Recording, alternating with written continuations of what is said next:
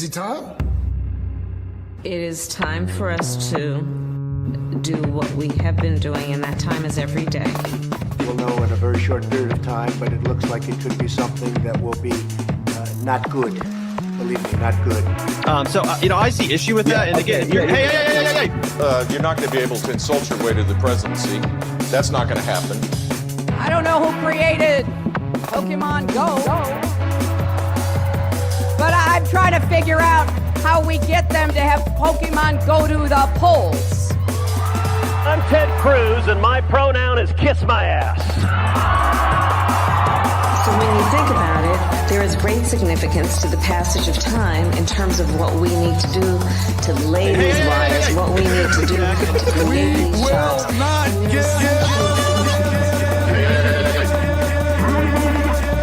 America is a nation that can be defined in a single word. I was going to put him. Not good. Believe me, not good.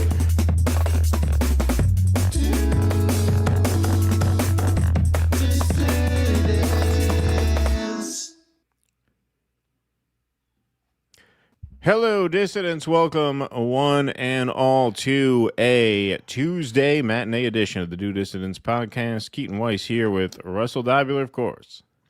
Hola, mis amigos. What's going on, everybody? Good to see you all here today. Thanks for being here. Got a nice crowd filing in here. 511 strong in the YouTube chat. 250 even over on Rumble. Smash that like button, please. Smash that subscribe button. Smash that follow button. I had a great show on Sunday night with a great Q&A. Hope everybody's doing all right this week.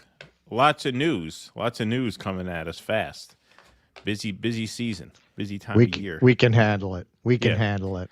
We can handle it. That's right. Well, it's kind of an interesting week because, the media is kind of having their Syria moment of, like the in Trump's first term when he bombed Syria, the media was like, okay, you know what? If he's going to do the foreign policy, we'll just let bygones be bygones. I feel like that's happening now. I feel like that's what's going on now. Yeah. Oh, yeah. So let's jump right in and get right to it. We'll tell you what we're talking about. So obviously the ceasefire is on, kind of. I mean, there have been some attacks since the ceasefire was declared. I mean, that's nothing too out of the ordinary. Every ceasefire kind of comes with an asterisk, as we'll see in this especially segment. with these folks. Exactly. But look at that look at that majestic photo in Time magazine. His triumph. Look at that. Now, that's a president. He hit the big time. That looks like a president, right? Look at that. They're going to put him on Mount Rushmore. His triumph, cover of Time. The living Israeli hostages held in Gaza have been freed under the first phase of Donald Trump's peace plan, alongside a Palestinian prisoner release. The deal may become a signature achievement of Trump's second term and could mark a strategic turning point for the Middle East. Or Israel could just break it like they always do, but we'll see. We'll see. How the Trump administration sealed the deal. Sealed the Gaza ceasefire deal. This is the write-up in Time. Donald Trump has always believed the art of the deal could solve anything. See, you see where this is going. It was his creed in business, then in politics. The conviction that every conflict, no matter how intractable, can be negotiated into submission. So when he set his sights on one of his trickiest second-term goals, ending the war in Gaza between Israel and Hamas, he didn't turn to diplomats or generals. He enlisted two men who spoke his language. Steve Witkoff, a fellow real estate developer turned special envoy, and Jared Kushner, his son-in-law and the family's bridge to the Middle East. Cat was named Vagina. Yeah, who's been strangely sidelined this entire term until now. If he was such an expert, you could have enlisted his help 9 months ago. It could have saved, maybe 10,000 lives. But hey, no big deal, right? They're just Palestinians. After painstaking efforts, Witkoff and Kushner emerged with the framework of an accord that promises, at least for now, to quiet one of the world's most destabilizing conflicts. The deal could become a signature achievement of Trump's second term, fulfilling his campaign vow to stop a war that has killed tens of thousands while returning Israeli captives to their families and beginning the arduous work of rebuilding Gaza. It could also mark a strategic turning point for the Middle East. Now, if you notice the ellipses there, obviously I'm pulling different parts of this article. To their credit, for the sake of fairness, they do put in the caveat that it's going to be challenging to keep this ceasefire going. But they are very hopeful and very high on Trump for trying. Israel already emerging from a year of history-bending military operations. Oh, history-bending. Is that how you would describe them? I never heard that. Kind of cool what they did, actually. Yeah, history-bending. What the hell does that mean? History-bending military. What the fuck does that even mean? History-bending military operations. Crippling Hamas in Gaza. This is really, I never read these things anymore except for this purpose, work. Yeah, that's how the propaganda works, man. That's how it's all word choices, subliminal programming. Yeah. The Nazis with their history-bending use of the railroads. They bent history already. Yeah, they bent it. They bent history. History-bending use of the blitzkrieg. Yeah, right, exactly. Israel already emerging from a year of history-bending military operations, crippling Hamas in Gaza, decapitating Hezbollah's command structure, and setting back Iran's nuclear program, now stands at the threshold of something larger. So they frame that very positively. If the peace holds, the region could enter a new era defined less by conflict than by the possibility of transformation, including the rebuilding of a post-Hamas Gaza and the normalization of Israeli relations with Saudi Arabia. The breakthrough in recent days offers a chance to reassert America's ability to shape events beyond its borders. Ending a war that has caused extraordinary suffering would be a victory on its own, but it represents a measure of redemption for Trump, whose critics have accused him of abdicating America's leadership role abroad with an America First, quote-unquote, posture that upended global alliances. And once again, look at that photo. Look at the way they presented Donald Trump. He's going to be really happy with this, isn't he? Well, kind of. He had how'd they get a shot of him without the yellow hair? Well, he complains about that actually in a Truth Social post at 1:36 a.m. last night. He says, Time magazine wrote a relatively good story about me, but the picture may be the worst of all time. They disappeared my hair and then had something floating on top of my head that looked like a floating crown, but an extremely small one. Really weird. I never liked taking pictures from underneath angles. Yeah, I could see why. But this is a super bad picture and deserves to be called out. What are they doing and why? Tough man to please. It looks like the photographer is going to tit fuck my neck. Yeah, right. Exactly, yeah. No, actually, this is what a fucking moron he is. Yeah. They're trying to make him look like he has gravitas. Right. They're trying to make him look big. Trying to make him look respectable. Mm-hmm. Well, and even the gray hair. They're trying to make him look less clownish. Yeah, you're supposed to look like, they're trying to make you look like a president. They did this one other time. I forget what it was, where he complained about the picture. Remember he complained about a portrait of him? Because they made him look, I guess, too statesman-like. And it really was not bad. I mean, it wasn't an accurate rendering of him, but it was a flattering rendering of him. Because it made him look more serious and more worthy of the position. You remember those old McDonald's commercials where there'd be like a little plot with like Grimace and the Hamburger. Yeah. I want to look like I would have been in one of those commercials. I want to look like that. Exactly. But all in all, very gushing praise from Time magazine. What about NBC News? What about enemy of the people, fake news NBC? Trump takes a victory lap as Gaza peace deal is signed from the politics desk. So this is from the board, so to speak, at NBC News. And what do they write? First of all, they summarize his trip to the Knesset, which we'll get to in a later segment. The Knesset, the Israeli parliament, greeted Trump with a standing ovation when he spoke there. Egyptian President Abdel Fattah el-Sisi gave Trump his country's highest civilian honor later in the day. This is the historic dawn of a new Middle East, Trump said in his remarks. If that is indeed the case, Trump may well yet win the Nobel Peace Prize he seeks. So there you go, NBC. Well, that's the house style for both Newsweek and Time. It always has that kind of formulation. If then. Right. They always end with an if-then proposition. If then. So there you have NBC News kind of unofficially submitting Donald Trump for a Nobel Peace Prize.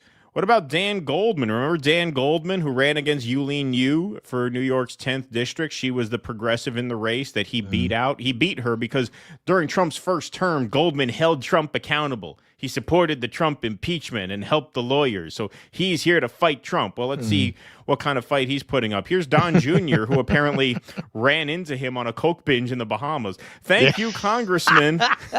They met in the Bahamas, I guess. Thank you, Congressman Dan Goldman, for your kind words today when you saw me about the incredible job my father did delivering historic peace to the Middle East and bringing the hostages home. Safe travels back from the Bahamas. So I guess they ran into each other on vacation in the Bahamas, and Goldman said, hey, good job, Donald Trump. So there's your resistance Lib Democrat. There you go. Even he's falling in line. It's not just Dan Goldman. Joe Biden and Bill Clinton praised Trump for Gaza peace deal. Joe Biden put out a statement. I'm deeply grateful for Trump. For the last living 20 hostages have been through unimaginable hell, finally reunited with their families and loved ones, and for civilians in Gaza have experienced immeasurable loss. And I know it's hard because Netanyahu's like it's a fucking lima. It's a fucking Thomas Friedman was right. He's like a sideways jumping lemur. Finally nailed him down. Finally, Donald Trump finally put a net on that Safaka lemur.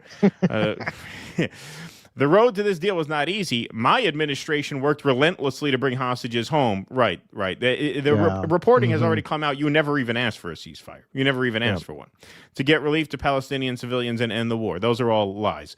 I commend President Trump and his team for their work to get a renewed ceasefire deal over the finish line. Not going to read the rest of that. Free Palestine. Bill Clinton, here he comes in. Statement from President Clinton on the ceasefire between Israel and Hamas. So let's see what Billy Jeff has to say. The horrors of the October 7, 2023 attack on Israel and the conflict they reignited have resulted in unbearable human loss. It has been hard to watch and nearly impossible to rationalize.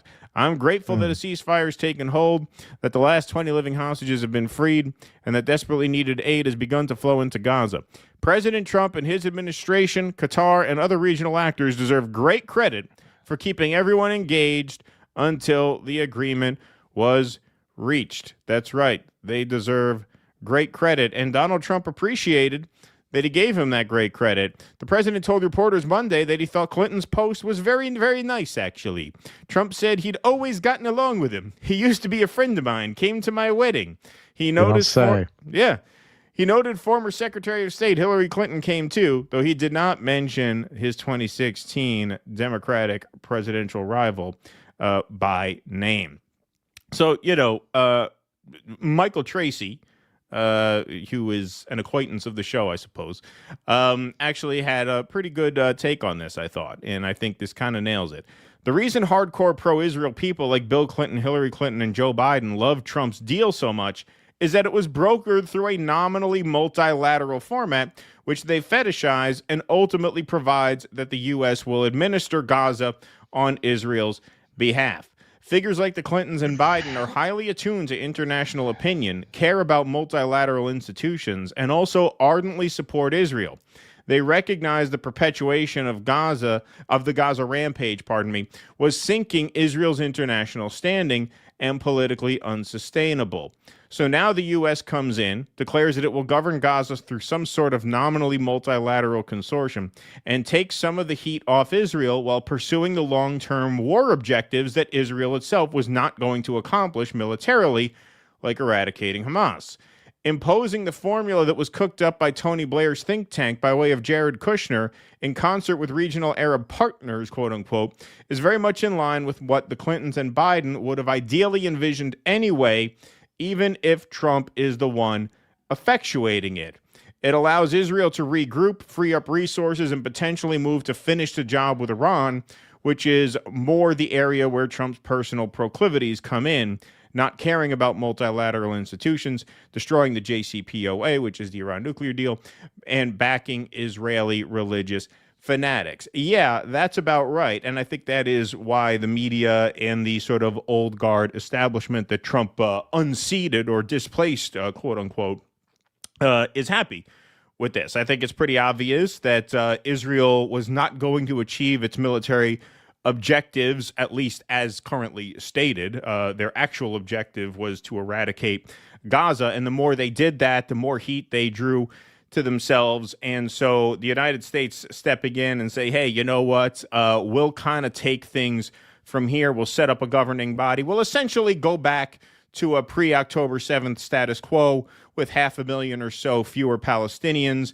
and a completely devastated Gaza Strip that now needs to be rebuilt with our supervision and perhaps our investment. And so I think that does very much explain why the old guard kind of likes this. It's nicer, right? It tries to put a nicer face on the genocide, which is a very Democrat thing to do. It's a very WEF kind of thing to do. Hey, let the technocrats take this over because you guys are just making this a little too barbaric to the point where it's unsustainable. So let's put a nice face on this. Let's put a diplomatic face on this. And that is essentially what happened. And as for the media, as I said in the intro to the show, this is the Syria moment from the first term all over again. Okay, Trump is now executing the foreign policy that the establishment wants, so now we're going to extend an olive branch to him. Now he gets puff pieces in Time magazine. He gets NBC News floating him for a Nobel Prize because he is executing the proper United States imperial foreign policy. Whether the peace deal holds, well, that remains to be seen. Donald Trump seems to want it to because he knows this is politically very good for him since now he's finally getting some good press from outlets like Time and NBC. So here he is. This is audio that the White House released from Air Force One because a reporter raised the question, hey, you know, Netanyahu's not exactly fully committed to implementing a complete and permanent ceasefire. What do you have to say about that? And Trump repeatedly insists, no, it's over. It's over. The war is over. Netanyahu, the prime minister, has not gone so far as to say the war is over. In your view, is the war between Israel and Hamas over? The war is over. The war is over. Okay. It's over. You understand that? Mr. President, is the ceasefire going to hold? Are you confident the ceasefire will hold? Say it. Are you confident that the ceasefire is going to hold? I think so. I think it's going to hold. I think people are a lot of reasons why it's going to hold, but I think people are tired of it. It's been centuries, okay? Not just recent, it's been centuries. I think people are tired of it.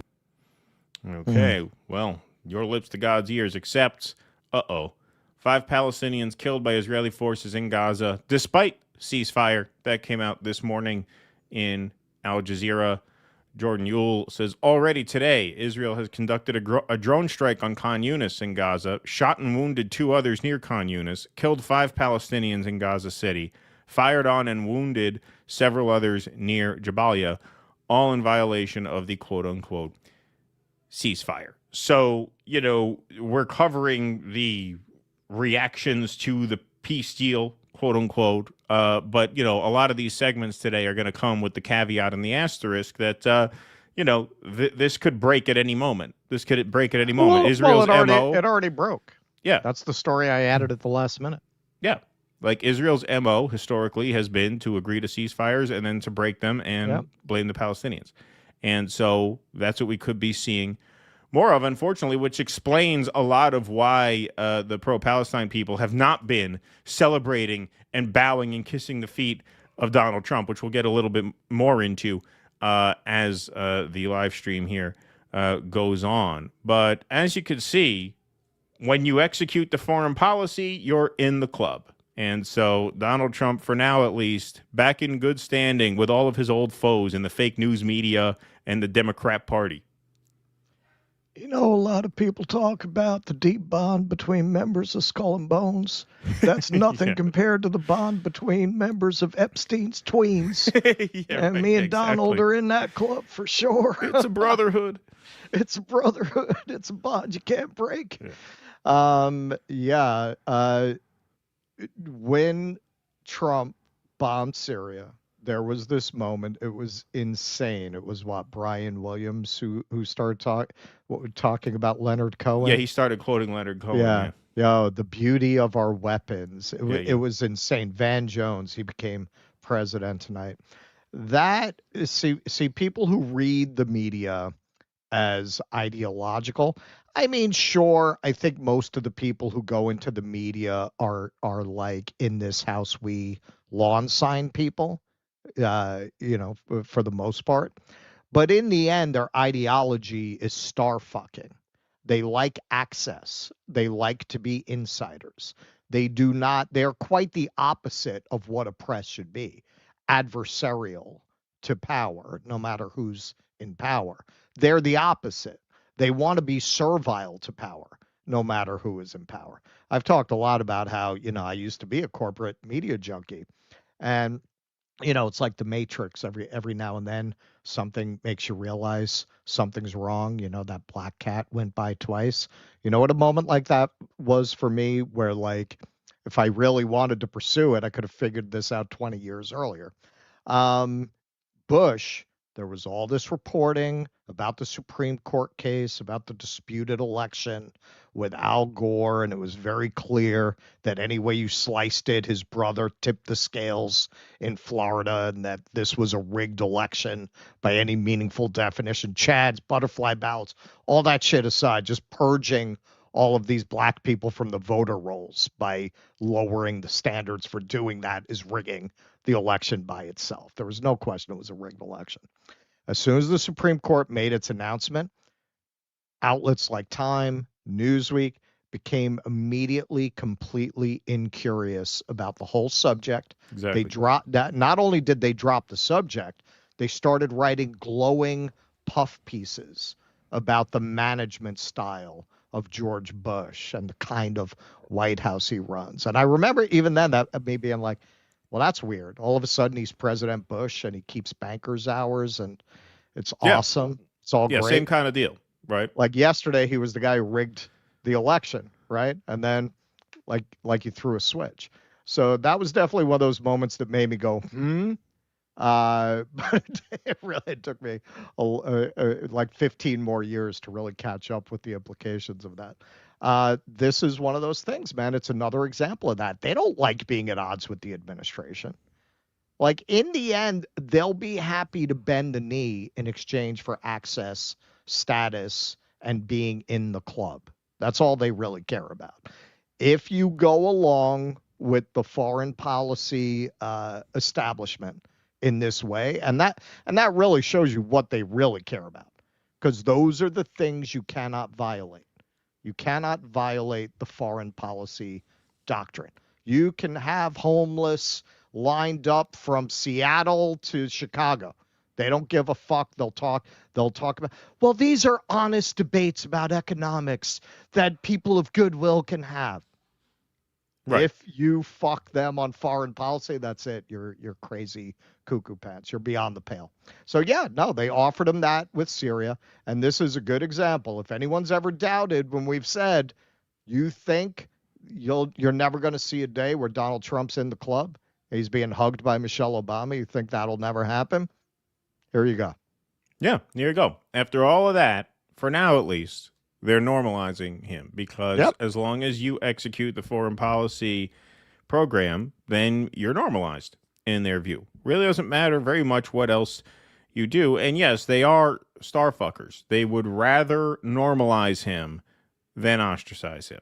And they gave him that chance in the first term and he didn't follow through. They're giving him that chance again here. It's a little more complicated this time because you are completely dependent on what Netanyahu feels like he can get away with. It's clear that Trump wants this to stick because he understands what a political boon this is for him. He's getting good press for the first time ever, right? So, like, he understands that this is a big opportunity for him. And so he doesn't want the Israelis to fuck him. But, you know, the exact nature of their relationship is sort of shrouded in mystery, largely because of the Epstein files, I would speculate. But that's probably just the tip of the iceberg. You know, we know how much money he took from Miriam Adelson. We're going to get to that a bit later, but he is dependent on them not to fuck him here, and there's just no telling how that's going to go. There just ultimately is no way of knowing. They're gonna fuck him, and indications based on some of what was breaking before we went on is they're not going to waste any time fucking him on this. Right. Yeah, exactly. Minuteman Revive says Elliot A. Johnson was most certainly a teeny tiny little Thompson. Thank you, Minuteman Revived. Michael Castillo says, good afternoon, gentlemen. I can't wait for the tour. I left much more meat on the bone last time I was there. I'm staying in Long Island City, Queens. Free Palestine. Oh, cool. Long Island City's we fun. We are about 50% sold. We just announced it a couple days ago, so get your tickets while they're available. That's right. That's right. We'll share the link in a little bit once we get even more of a crowd in here. Killer Hitton says, took a mental health day. Finally watched Winter Kills this morning, which is kind of like a poor man's Parallax View. Not terrible, but not great. Terrific Sterling Hayden cameo, though. Thank you, Killer Hitton. Tommy D71, thanks for the $5. Said started watching Tucker's part 4 of his 9/11 series. Jimmy Dore has a quick cameo in it. Oh, that's cool. That's cool. Yeah, I haven't seen anything since part 1. I'll have to catch up on that. I know they're not terribly long, so I should be able to catch up fairly quickly. All right, why don't we move right on to segment number 2? All right, so as part of our house style, I think we should really make our best effort. Can't promise never to slip, but not to reinforce the narrative that's being pushed out of Israeli hostages versus Palestinian prisoners. We are going to refer to them as Palestinian hostages because that is clearly what they are. Israeli occupation have barred families of Palestinian captives from celebrating or speaking to press after their loved ones are released. They have also dropped leaflets on the homes of prisoners' families that read, quote, the Israeli security forces will not allow demonstrations in support of terrorist organizations. Anyone who takes part in such activities exposes themselves to questioning, punishment, and arrest. You have been warned. We are watching you closely. Now, a lot of people have pointed out that everyone roots for the rebellion in a movie. How much more cartoonishly could the Israelis be the evil empire in a movie than they are? You have been warned. We are watching you closely. Everything about them screams, we are the bad guys. We are the baddies. So I've been meaning to use some of this kid's stuff for a while. I'm glad I finally got the opportunity. He I think, is a Russian emigre to Israel, but he's an Israeli citizen, so he's able to get in places without winding up in a dungeon that a non-Israeli could not, and he definitely uses that privilege to expose what's going on there. He's done some very good stuff. He was part of actually a march that was trying to do a land version of the flotilla at the same time they were sailing in. They were and they actually did cross the fence, and of course the security forces took them down. So this is Andrei Karzanovsky. So give him a follow. And here he is showing what's going on the ground to suppress any kind of celebration. The location where the Palestinian hostages will be released, but the whole town is blocked by the army. They told us several times not to come because they don't want any coverage of the event. Why? Ебать, господи. Пиздец, сука. What the fuck? How many fucking army cars do you need?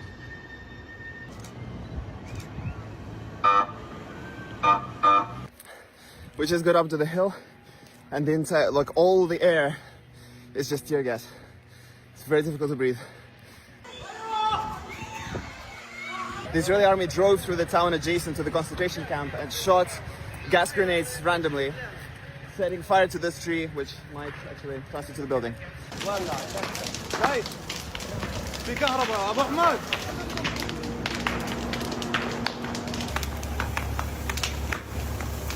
Today, Palestinian and Israeli hostages are being exchanged. 90 Palestinian hostages have just been released here in Ramallah. Israeli hostages have been released near Gaza, and many other Palestinians have been deported out of the country. The Israeli army banned Palestinians from celebrating the release of the hostages and raided the town that is nearby to the Ofer concentration camp from where they were released. The vast majority of Palestinians who are held at Israeli concentration camps are civilian non-combatants. Many of them are held without charges. Many of them are women and children. They're held in completely inhumane conditions that have been described as torture by human rights advocacy organizations. Israel has a long-standing tradition of kidnapping Palestinian civilians to use them as bargaining chips, essentially as hostages, and only a fraction of them have been released today. Israel will do its best now to present the situation as if it's done, that the ceasefire ends it, but it is far from over. There are thousands of Palestinians in Israeli concentration camp, and the Israeli apartheid is stronger than ever before. I mean, you know, it's clear that these people just hate Jews. They just hate Jews. It's obvious. Right. So this is a little bit, in spite of their best efforts, you're not going to make people not express joy when relatives who they haven't seen in 20 years are released from a dungeon. So here's a little bit of that.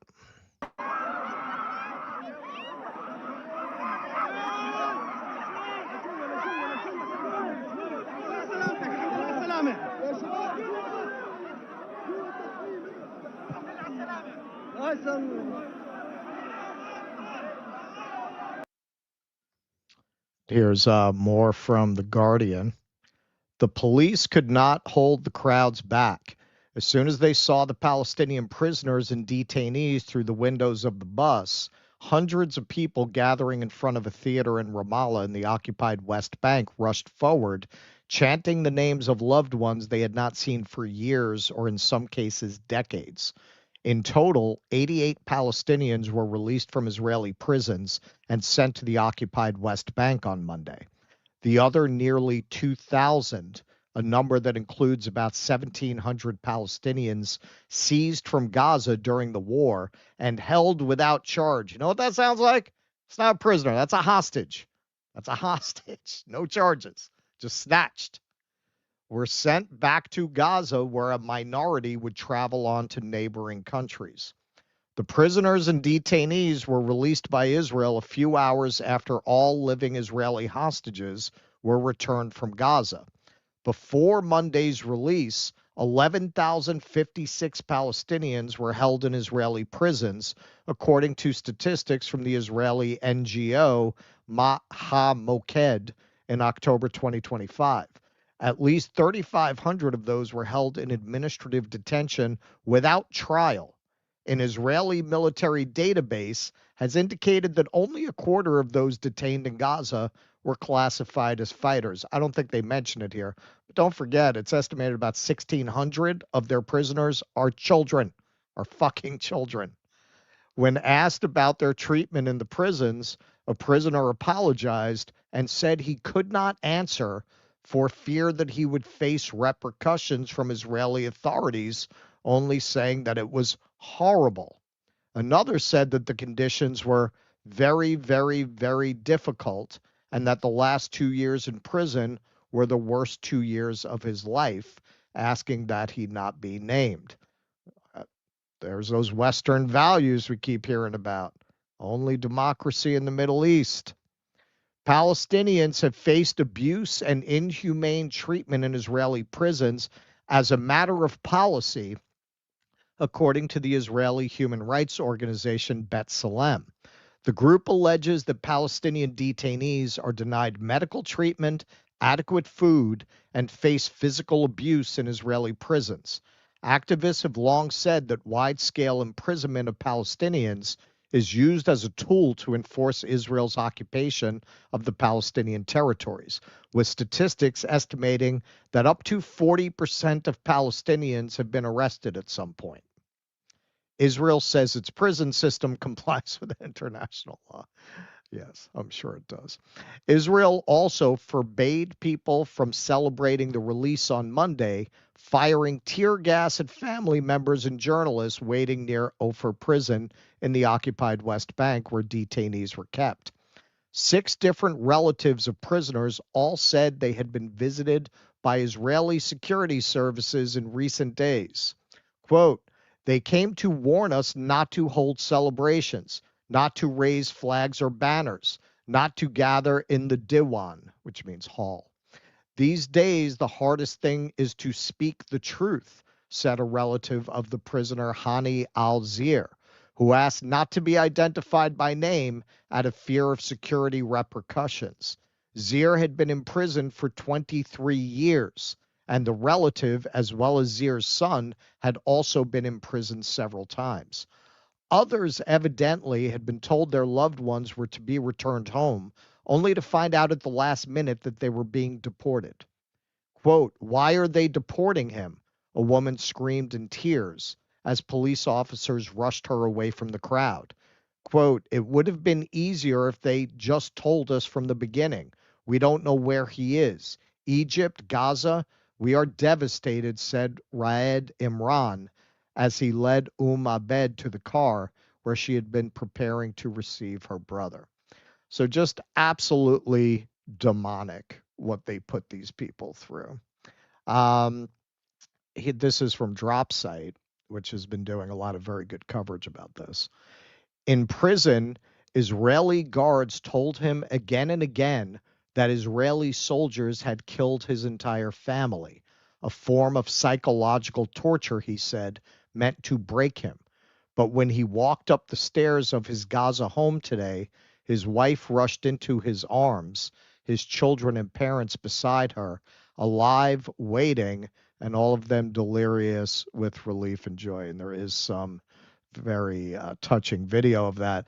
But that's Nazi shit. Your family is dead. They are all dead. What are you holding on for?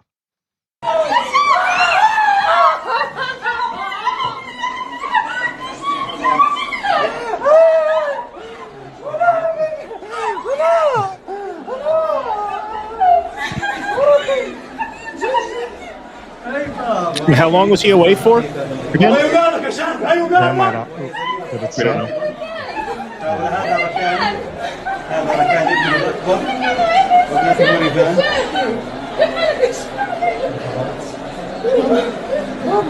Couldn't have been that long if his kids are that age.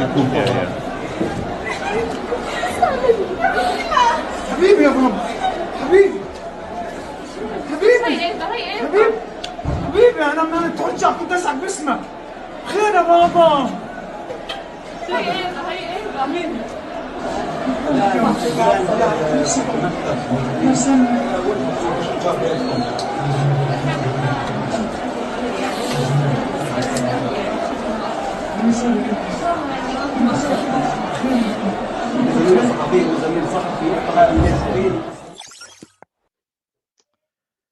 And this is talking about what the situation in there is like. Turn it down. If you all die once in a day, we all died 1,000 times each day. We did not know the day, the time, or the date. We didn't know the taste of sleep or the taste of food. He would come in the middle of the night and throw water on us in the cells. He would come to torture us with all kinds of torture. Shadi, forget the prison. You got out, and your children are next to you. Relax a bit. I want nothing else than for them to release all of the hostages. 1,800 were freed. There are over 2,000 remaining. All of them need to be freed so they no longer suffer. So just impossible to even imagine what these people have been through and what they're experiencing. Now you think you'll hear from a lot of these Zionist sickos, oh, it's Pallywood. It's Pallywood. They should all get an Oscar. They should all get an Academy Award. So this is Tig Hickey, whose account of his experience after the flotilla members were captured in this last attempt to break the siege. The stories are coming out now, man. They're talking about how they were treated. And he makes the point, if they'll treat us this way, what do you think they do to Palestinians?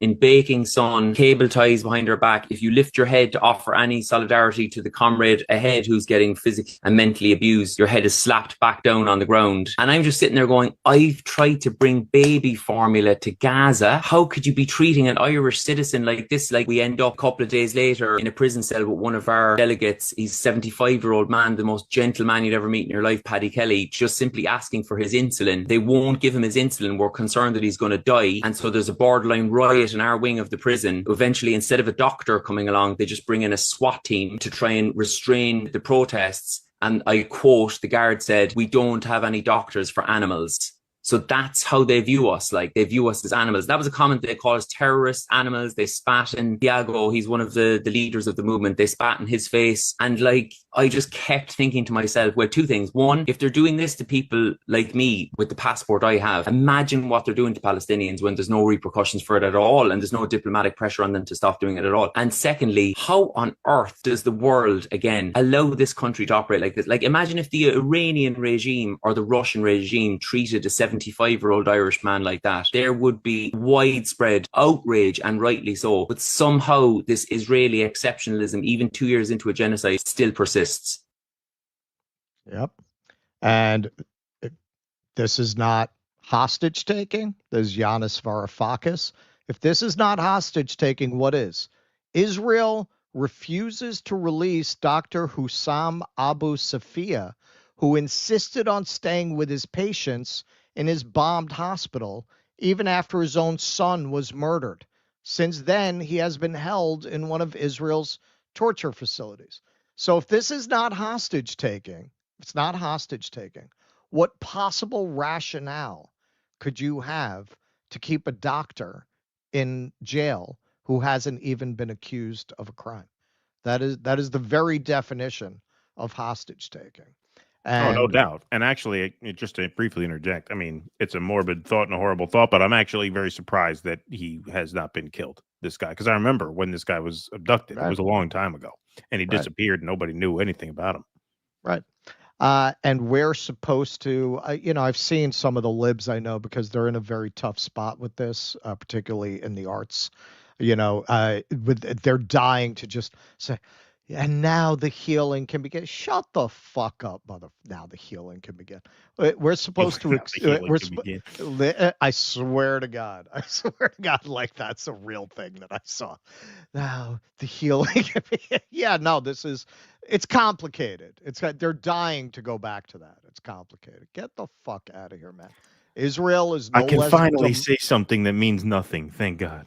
That's it. Thank God. That's it. That's it. I can, because they didn't know how to virtue signal with this, because anything they said that would be honest, might cost them a role in the fucking Music Man and Sheboygan or some shit. So they didn't want to say anything about it. And now they go, oh, let the healing start. That works. That's good. Who could be against who has a problem with healing? Who has a problem with healing? Asel Rod here says 1,700 of the Palestinians being released have been held without charge, including women and children as bargaining chips. That's the definition of a hostage, but they're still called prisoners. The difference in language is intentional to erase Palestinian victimization. And this was a quote tweet over the New York Times' tweet. Breaking news, Israel said the Red Cross had custody of some of the hostages in Gaza who were to be released in exchange for Palestinian what? Prisoners. The Palestinians are prisoners. The Israelis are hostages. You know what? You could much more make the argument with the Israelis that they're prisoners, given the universal conscription in the country for both sexes. If you have an adult in custody from Israel, they have probably served in the IDF. They are either serving or have served in the IDF. You cannot make that argument with women and children that you're snatching out of Palestinian territory. They don't have women serving in the fighting brigades of Hamas, and certainly, obviously, not children. Just absolutely disgusting. And you could see the way that the media and liberals are dying to go back to that kind of shit, to go back to both sidesing it, and it's complicated, and now we can all heal, and they're gonna show you their cute little fucking pictures of a Palestinian and an Israeli child together, right? And it just that's all well and good, but that is not the reality on the ground, and that is not both sides. That is not the fault of both sides. It is clearly the fault of one side. And this is why we've had, I had actually in person at a show, somebody come up to me and ask about our take on Ukraine and that kind of thing.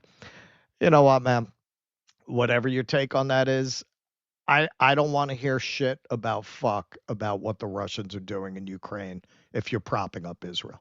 I don't want to hear a fucking word about it. If you're supporting this fucking genocidal apartheid state, I don't want to hear what you have to say about that at all. Yeah, and look, I mean, when you talk about the prisoner hostage label, I mean, look, it's the most obvious thing in the world. A political prisoner is a hostage. So if someone is being imprisoned for political reasons, then that is a hostage. It's right? worse than that. So They didn't even do anything. Well, this is what I mean. I mean, you're taking them purely for political reasons, right? They are purely but it's not even like you arrested them for handing out propaganda or something. No, which would be bad, but no reason. Right, a doctor, a child, people in there without even knowing what they are being accused of. Yeah, obviously those are hostages. It is kind of this strange moment. I mean, this is why there's been a lot of just like silence on the pro-Palestine side. It's not silence of apathy, it's silence of precarity, if you will. It's a silence of uncertainty, of not knowing if this is going to hold. I mean, obviously you see the guy reunited with his family there, you see these Palestinian hostages released, we're obviously grateful for any kind of peace, any kind of break in all of this violence, but it's just very uncertain how long it'll last. And I would say it's less than uncertain. It is certain that the subjugation of the Palestinians will continue. That was really never in question. That's why, I mean, it is just beyond absurd. We're going to do a full segment on this in a bit, about how a lot of these chud accounts who paid no attention to this, because as much as they are pro-Trump, they know that the real core of MAGA is not exactly pro-Israel. So they were kind of silent on this all along. But now the line is that Trump freed Palestine because he got a ceasefire. Who knows how long it'll last, right? But it's still a very tense situation. And, you can't help but be happy for people when they are reunited with their families, but you also can't help but fear for them, because there is this real, foreboding sense that this is far from over. Not only that, they've been released into a vicious, racist apartheid police state. Yeah, of course. Look what we're watching you. Do not smile when you see a relative you haven't seen in 20 years. Right. No celebrating. Of course. Yep. 31 MBUR says R.I.P. D'Angelo, another legend taken by cancer. Yeah, that just broke before we went on. One of our Russ and I's mutual friend loved that album that he put out in 2014. I was a tour guide with him for a while, and he always used to listen to that album on his way to the tour. So I remember that. Yeah. Walter was a big D'Angelo fan, and he was 51. I didn't realize he was that young. I guess, I mean, because his big album was like late 90s, and then he disappeared for a while, and then he put out another one in like 2014. But I guess he must have been pretty young when he put out that first one. So yeah, only 51. That sucks. Wolf 359 Survivor, peace in the Middle East. All that hard work just make Americans forget about that pervy B-Day card to a fellow fan of the playground. Jeff, thank you. Wolf 359, appreciate that. Professor Brownno, DD to JD, thanks for boosting us. JD to DD. Oh, someday you'll do us a favor, and that day is today. Next guest show, you do the seed oil COVID 5G chemtrail story. Bookmark that one. Tommy D says Trump's miracle ear, front, and center on that magazine cover. All right. When I was hosting last year, we were looking at stories, and literally this was an actual story that they were trying to unionize Planned Parenthood. We were like, that'll be the ultimate story to do on Jimmy's show. BB trying to martyr Charlie Kirk backfired, and we should be thanking Tucker and Candace Owens for this fake temporary ceasefire. There you go. Thanks, EO Shush. Hate to keep harping on these blue checks that indulge in ratios, but as the parlance of our time says, the bottom from the top, cheese grater not included. Thank you, abiding. Note, Professor Brown note says only pheasant minds vote for turkeys. Good one. Only pheasant minds vote for turkeys. I like that one. Eric Rousseau says over under on number of days Israel starts genociding again. What's the line? Well, it's more a question of what's your definition of what's your genociding, definition exactly? right? Because they've already started. They never really stopped. Oh, George, thanks for the $50. Oh, George, let's have a cowbell for Oh, George. Hey, guys, salute to you and all my fellow dissidents from this ever so cheery slice of Western Asia. Thanks, as always, for what you do. Peace, my friends. Thank you, Oh, George. Oh, George from Haifa.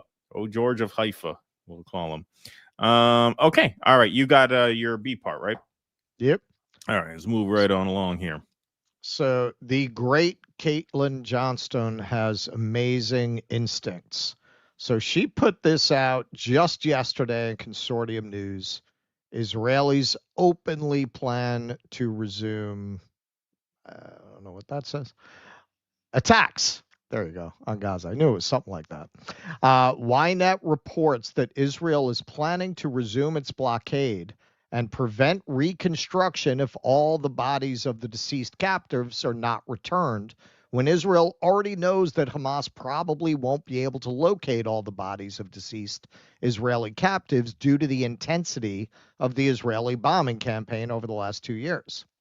In a recent article titled, Israel Assesses Hamas May Not Be Able to Return All Remaining Dead Hostages, CNN reports that, quote, sources say the Israeli government is aware that Hamas may not know the location of or is unable to retrieve the remains of some of the 28 remaining deceased hostages.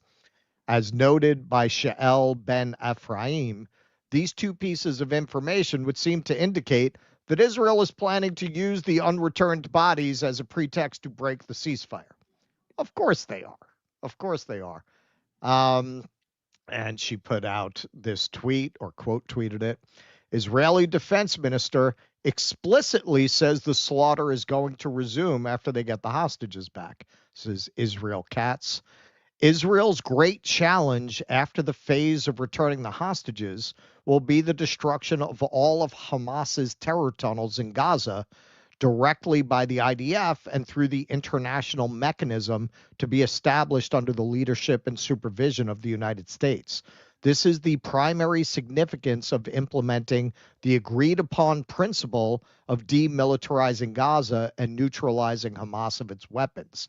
I have instructed the IDF to prepare for carrying out the mission. Okay, so she also points out in the article, Hamas never agreed to that.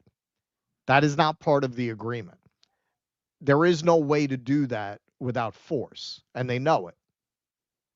They are openly saying they plan to continue the campaign after a brief pause. And Netanyahu, if you listen to him here, if you know Israel speak, which is basically like parcel tongue, you can hear right here he's telling you that we're going to resume as soon as is diplomatically feasible. I think we should understand that we're giving everybody a chance to have this done peacefully, something that will achieve all our war objectives without any further bloodshed. But if Hamas rejects your plan, Mr. President, or if they supposedly accept it and then basically do everything to counter it. Right, that we say something like they broke it. Finish the job. Well, that's it. Yeah. That's it. He's planting right there some kind of deniability. Yeah. They were look, when I used to do when I took over my first like big theater, I inherited a contract from the people who had run it before me that was like 10, 15 pages and really draconian. And I was like, no, I'm a cool guy, man. I'm not going to give people contracts like that. And I gave people a 3-page contract. Over the next 3 years, it grew back to 10 pages because I found out why you do contracts like that, because they're impossible not to break. So you always have leverage over the people you're doing the contract with. If they try to fuck you, you always have a clause that they violated. That's what he's doing. He's planting the premise for, no, they broke I said it then.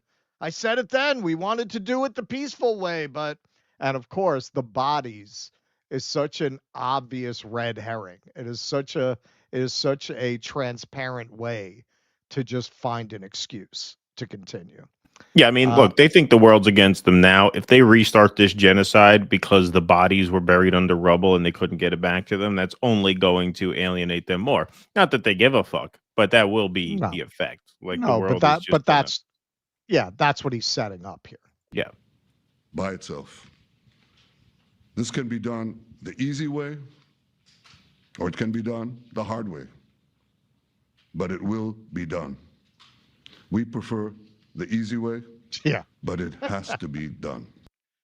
Yeah, he never had any intention of honoring any kind of a ceasefire. He was planting the seeds there, and I promise you, as God is my witness, he's going to refer to this. He's going to refer to this when they really start ramping up the attacks again. I told them, we wanted to do it peacefully. They didn't listen. So sure enough, right before we went on air, this broke from Drop Site. In blatant violation of the ceasefire agreement, Israel has announced it will slash agreed aid shipments in half and keep the Rafah crossing closed after Hamas returned 4 of the 28 bodies of Israeli captives believed to be in Gaza. Hamas officials had repeatedly told mediators and said in interviews with Drop Site since early October that it would be impossible to locate and transfer all Israeli bodies within 72 hours of a ceasefire, given the scale of destruction. The ceasefire's humanitarian protocol explicitly established a joint operations room, including Egypt, Qatar, Turkey, the U.S., Israel, and Hamas, to manage such complications, with Hamas required to submit all information it holds on living and deceased captives.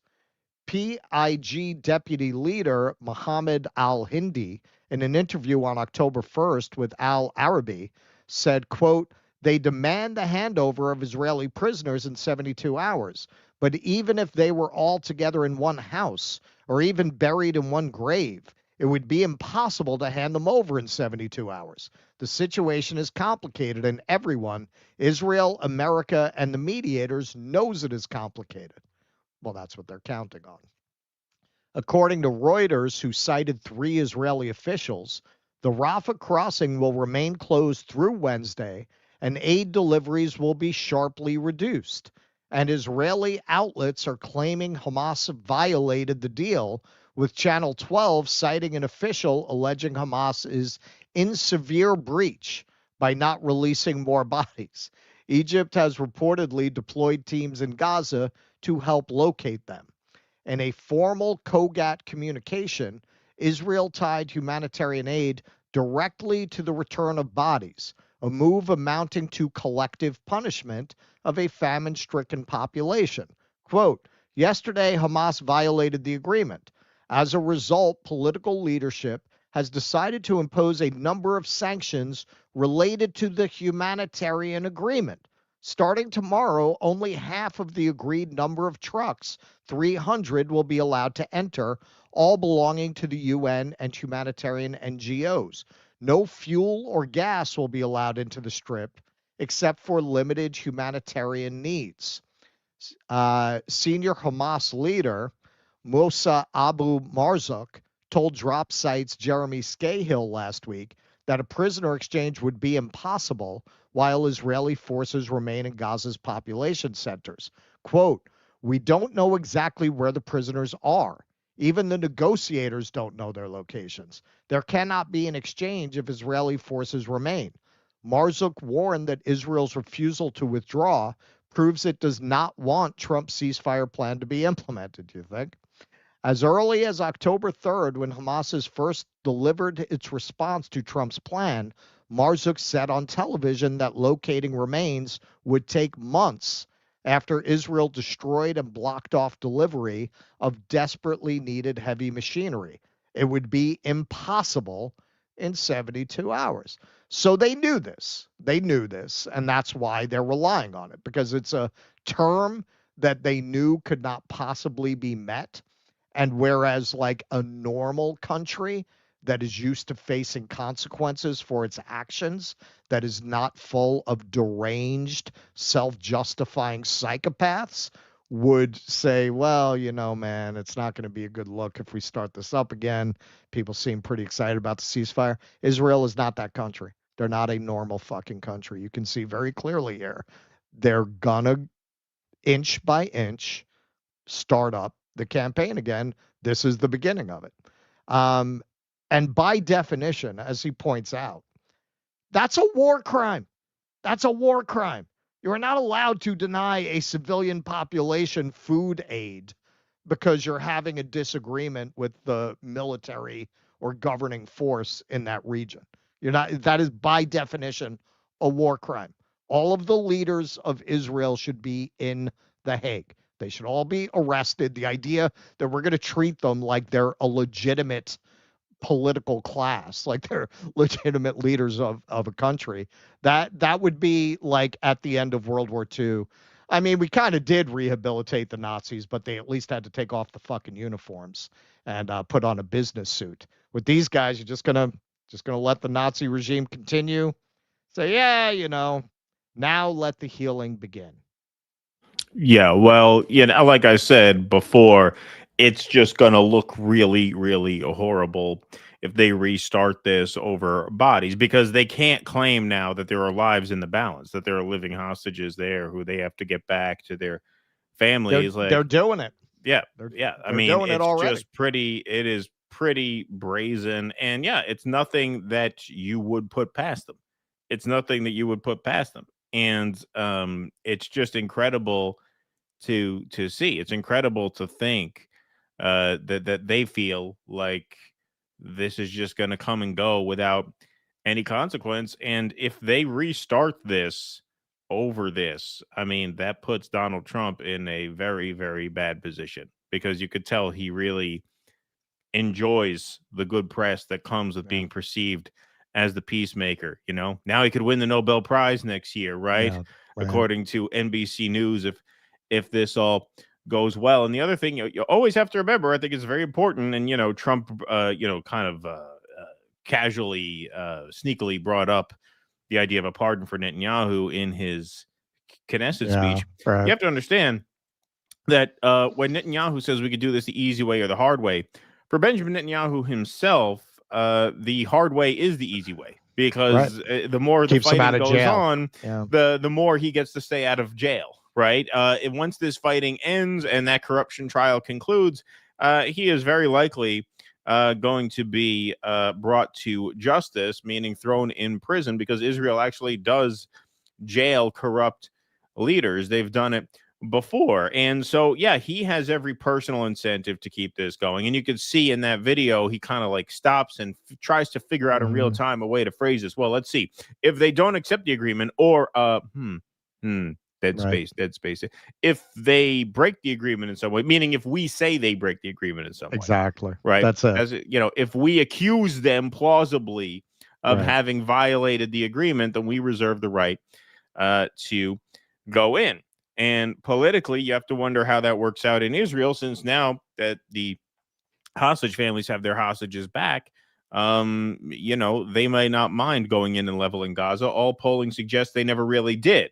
Their only hesitation about it was that their hostages would be harmed, right? But now that the hostages are back, we'll see what politically that looks like inside Israel, which is connected to the question of what it looks like for Netanyahu and his sort of personal future there as a free man, or a man who has to go to jail for corruption crimes. So once again, you know, there's just so much here that can go sideways, and it already appears as though it may. The only hope to hold on to is that this is just going to be politically so devastating for Trump if after all this it falls apart again over the bodies that are buried under the rubble and can't be returned. So the only hope you have is that he says, no, you can't do this. You cannot do this. I'm sorry. You can't. It's not worth it. Will he or won't he? It's an open question. But if past this prologue, at the end of the day, they hold the cards in this. That's what it looks like to me. Yeah, if you remember, Juliana Margulies wrote that batshit op-ed, and I actually wrote a response to it.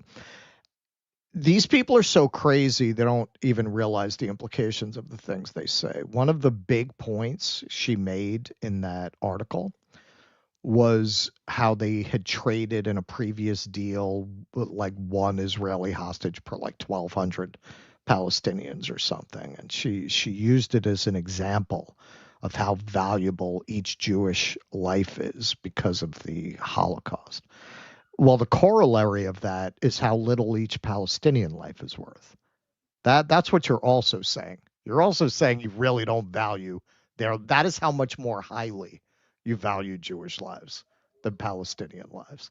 And that is why Netanyahu lost the country, a country that 81, 82% of people in polling is in favor of ethnic cleansing at best, viciously hate Netanyahu. Why? Because to them, the fact that he jeopardized and lost the lives of all these hostages, that's terrible because Jewish lives are so valuable. You got all these Jewish lives out of harm's way. Is a country where 4/5 are in favor of ethnic cleansing gonna care if he goes in to finish the job? Doesn't look that way. No, I don't think it's going to be a political problem for him inside Israel at all. It's going to be a political problem for Trump if after all of this it gets undone over this, which, look, Miriam, the other you got to thing, buy more of my crypto. yeah, look, the other thing you have to remember is, like, do we really believe Israel came this far to give up now? Like, from their perspective, right? Like, do you really think that? And we know this whole thing about eliminating Hamas was bullshit. That wasn't their goal. It couldn't have been their goal. Right. They failed to do it. All the reporting says they were never even making progress on that front. This whole thing about, well, we have to go in and eliminate the tunnels. Oh, so you mean that aerial bombardment of 90% of the buildings in Gaza was a waste then because you didn't get to the tunnels, right? Right. Obviously, right? So we always knew that was bullshit. So what was the goal? The goal was to ethnically cleanse Gaza and claim it for themselves, and they came a long way to give up on that in their minds. And so, yeah, it's not a hopeful situation. It's a very, very difficult spot to be in, where you're happy for the respite and the peace that people are getting now, but of course you can't trust it. Of course you can't trust it. You'd be a fool to trust it, right? Okay, all right. Let's move right on along here. Okay. Oops, sorry. I had this set up. Where did it go here? No, that's not the right one. Where is the right one? All right, I'll do it later. Never mind. All right, we'll go some super chats here. Wolf357. Oh no, we got this one already. Okay, there we go. Truth Seeker, it's been centuries, as Trump says, the Israeli-Palestine conflict is a lie based on an idea that the Middle East is always at war. Europe has been bloodied for the last several centuries. Yes, I agree, Truth Seeker. Jim Taleb, thanks for the $5 super very sticker. true. That's a very good point. Well, yeah, exactly right. I mean, that's part of the whole, like, mythology of this, is that's part of the whole. It's complicated. Well, it's a nightmare anyway. Well, and the idea that these conflicts are continuations of conflicts between Persia and the Assyrians and the Medes, right? I mean, it's a different people. It's a different world. These are different civilizations, different circumstances. The idea that there's that kind of a direct line between what happened there 2,000 years ago and this is ridiculous, or that these are the same people. Right. Exactly. Okay. Found what I needed here. So, hey, folks, John Koa, our dissident sponsor, his new album, A to Z, Songs from the Tape Deck, is coming out. We're going to be previewing some of these tracks on our show when we make our Rumble switches. He has a new cover of Not Dark Yet, which is a great Bob Dylan cover. Also, Almost Cut My Hair by Crosby, Stills, Nash & Young. Angel in the Snow by Elliott Smith. That's a great song. Bruce Springsteen's Atlantic City. Baba O'Reilly by The Who. That's a tough one. As well as several different originals. One is called Just a Little Off the Rails, which we've played quite a bit, but these songs are coming out fast, and John has been an advertiser with us for a while, so please go and check him out at dudissidents.com/COA. That takes you to his social page where you can get the links to all of his different sites, his Spotify, his Apple Music, and, of course, his YouTube channel. So that's dudissidents.com/COA. All righty. Let's see what else we got here. We should have some Rumble rants. I met, says Stoop Sign, a homeless schizophrenic black guy today was wearing a kippah and saying shalom to people. I think he's jockeying for a position in this Trump team, especially saying Muhammad is the devil. Let's see. Good one. Victor Shakopoulos says, all that circumcision talk reminded me of this very sexist joke. What do you call all that useless skin around the penis? A man. Ha, good one. Like that one. That's funny, Victor. Thank you for that. Okay. Here we go. You know, there's some seriously inhumane torture going on in those Israeli dungeons when the starved Gazan citizens look healthier than a look of the Israeli released hostages. Yeah, indeed. Stoop Sign says Paddy Kelly also won the award for most Irish name ever. Yes, that is a very Irish name, for sure. Okay, Jim Taleb, thanks for the $5 super sticker. Appreciate that very much. Dorian Marquise says many national organizations were bused to D.C. to go to Crash Bush's 2001 inauguration. I was there and have pics. The media censored our huge protest and presence. The elites knew Bush was essential for 9/11. Yeah, it's a possible angle as well. Thank you very much. Dissel says, considered moving the logo to the top left. You know, we could do that actually now. You're right. They actually did give us the option. They used to not give you the option in StreamYard, but now they do. See, I can move it there. And then, yeah, because our stuff, the layout doesn't usually go over there. The layout doesn't really go over there, so you it might know, be better off. You know, it kind of looks a little awkward, but maybe I'm just not used to it. And that's executive thinking right there. Yeah, exactly. Yeah. Does it look awkward over there? I don't know. Maybe I'm not used to it. I feel like it looks a little awkward. I'm used to. I mean, I think an envelope on the a postage stamp goes in the top right. So I think we're used to seeing that stuff on the top right. Here, we'll put it over here and see if it bothers anybody. How's that? All right. We will move right on along now. All right. I got two now. Which one is first? Okay. All right. So in the previous segment, we sort of interrogated the mainstream media's now glazing of Donald Trump and a welcoming to the club, if you will. But you saw a whole nother level of just idiocy online, mostly online, not entirely online, to be fair, which we'll see. But the real line amongst the online morons now is that Donald Trump freed Palestine and that the protesters are being awful quiet now that there's a temporary reprieve. And so let's hear from this woman, shared by Paul Sapula, a TikToker. Woman correctly says the pro-Palestine people who have been so vocal the past 2 years about wanting a ceasefire are now oddly very quiet. Greta Thunberg, Mark Ruffalo, Cynthia Nixon, what are you going to back now? So this is based in Malibu on TikTok. That is this account. He credits her. Let's hear it.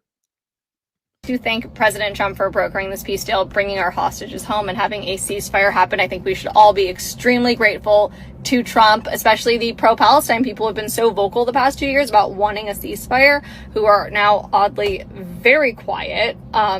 I think they're quiet because now they're gonna have to figure out another way to hate Jewish people or another thing to make their entire personality. Because well, you clearly haven't seen the Mike Huckabee Sweet Home Alabama cover with the Israeli backing band, because that is another reason to hate Jewish people. We already have that. If we were motivated by hating Jewish people, they already gave us more material. They didn't waste any time doing that. So it's not about hating Jewish people. If it were, that cover is plenty of material to work with, which we'll get to later. I mean, have you ever tried to negotiate a building contract with them? Yeah. You know how much a sandwich at Katz's Deli runs you now? Oy vey. Oy vey. You know, it wasn't really about genocide. That's just the mask that they used. It was actually just about being anti-Semitic, because if they really did care about genocide, then they would have immediately started talking about the genocides that are going on in Nigeria, Syria. Oh, did you get that talking point from Bill Maher? You're in L.A. Are you one of the women he pays $2,000 to fuck him slowly and pretend that they love him because he's an unloved and unlovable, bitter loser who takes that self-hatred out on marginalized groups like Palestinians? Is that where you learned that talking point? I don't know. You're young enough for him. He likes him young. Not illegal, to be fair, but you know, borderline. Borderline. So, I mean, I don't know. You got that. You're in L.A. That's his talking point. I don't know. Maybe he paid you $2,000 for the girlfriend experience last night. The only reason Maher was not on that island is he's such an obnoxious prick. He was never asked. Yeah, exactly. They're like, no, this is supposed to be a party. It's supposed to be fun. It's supposed to be fun. Iran, North Korea, China, the list goes on and on. So Greta Thunberg, Mark Ruffalo, Cynthia Nixon, Marcia Cross, every other Hollywood elite who thinks that they're better than everyone else, all the college professors who were super anti-Israel.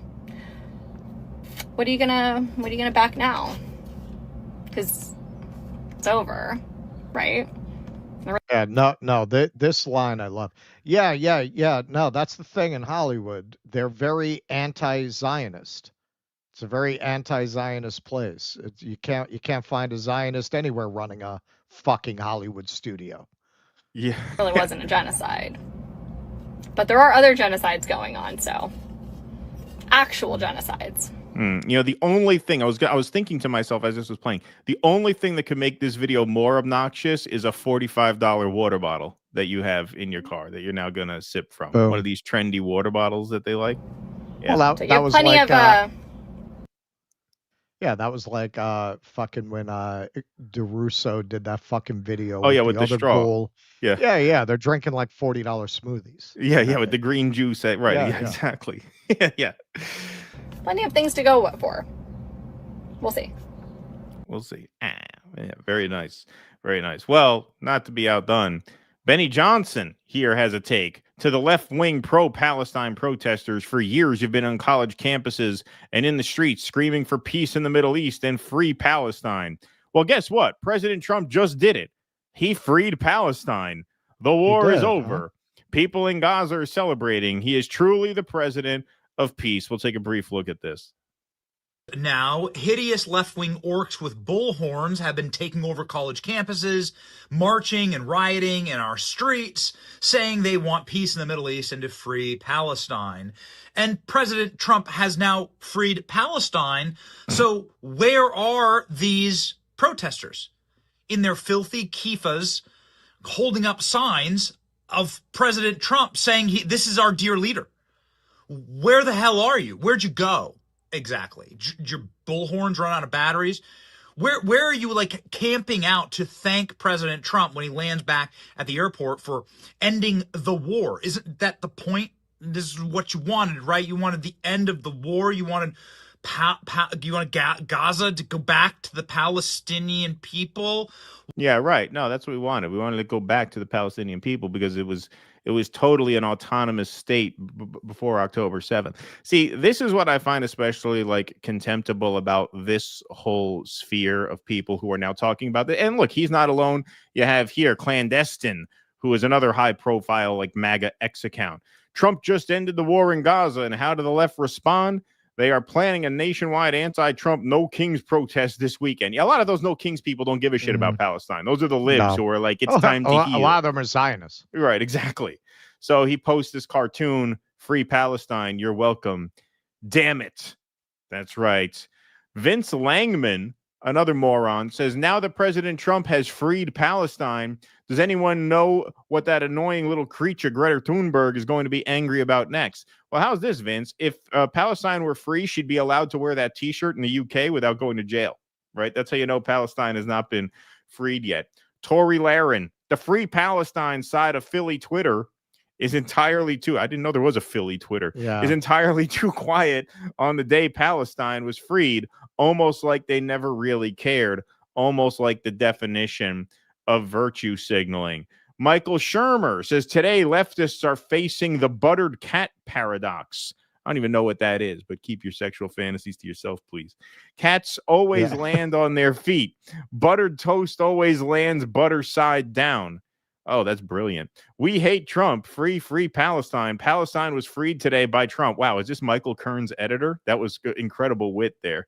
Wow. That's Thomas Friedman's Walter editor there. Kern's editor. That's what did I say? Michael. I fucked up because his name's Michael. Yeah. Will Chamberlain. Freed Palestine. Ha, good one. Cat turd. Wow. President Trump freed Palestine. Liberal meltdowns are welcome here. Okay, so you got who's the guy's name? Vince, whatever the fuck his name is, the kind of like poor man's Gunther Eagleman, if there is such a thing. Yeah, Vince right. Langman. He's using too many syllables. Yeah, exactly. Vince Langman is the Timu Gunther Eagleman, if there could be such a thing. So you got him, you got Cat Turd, you got Benny Johnson, you got Clandestine. Like, what's especially sort of wormish about people like that who are coming out now and pretending that Trump freed Palestine is that they're not even like in step with the actual like hardcore Zionist right, like the Ben Shapiros, like the Dave Rubins, because notice they're not coming out and say Trump freed Palestine because they don't want to free Palestine, because they are actually committed Zionists. What you have here are these lazy, money-grubbing grifter fucks who were too cowardly to actually stake out a position on Israel-Palestine because they're from the section of MAGA who's like a little too America first to be Israel first. So they don't really know how that's going to go. For them to take a position on this would be to drive a wedge through their followership. And so they stayed silent and purposefully ignorant about this for the past 2 years.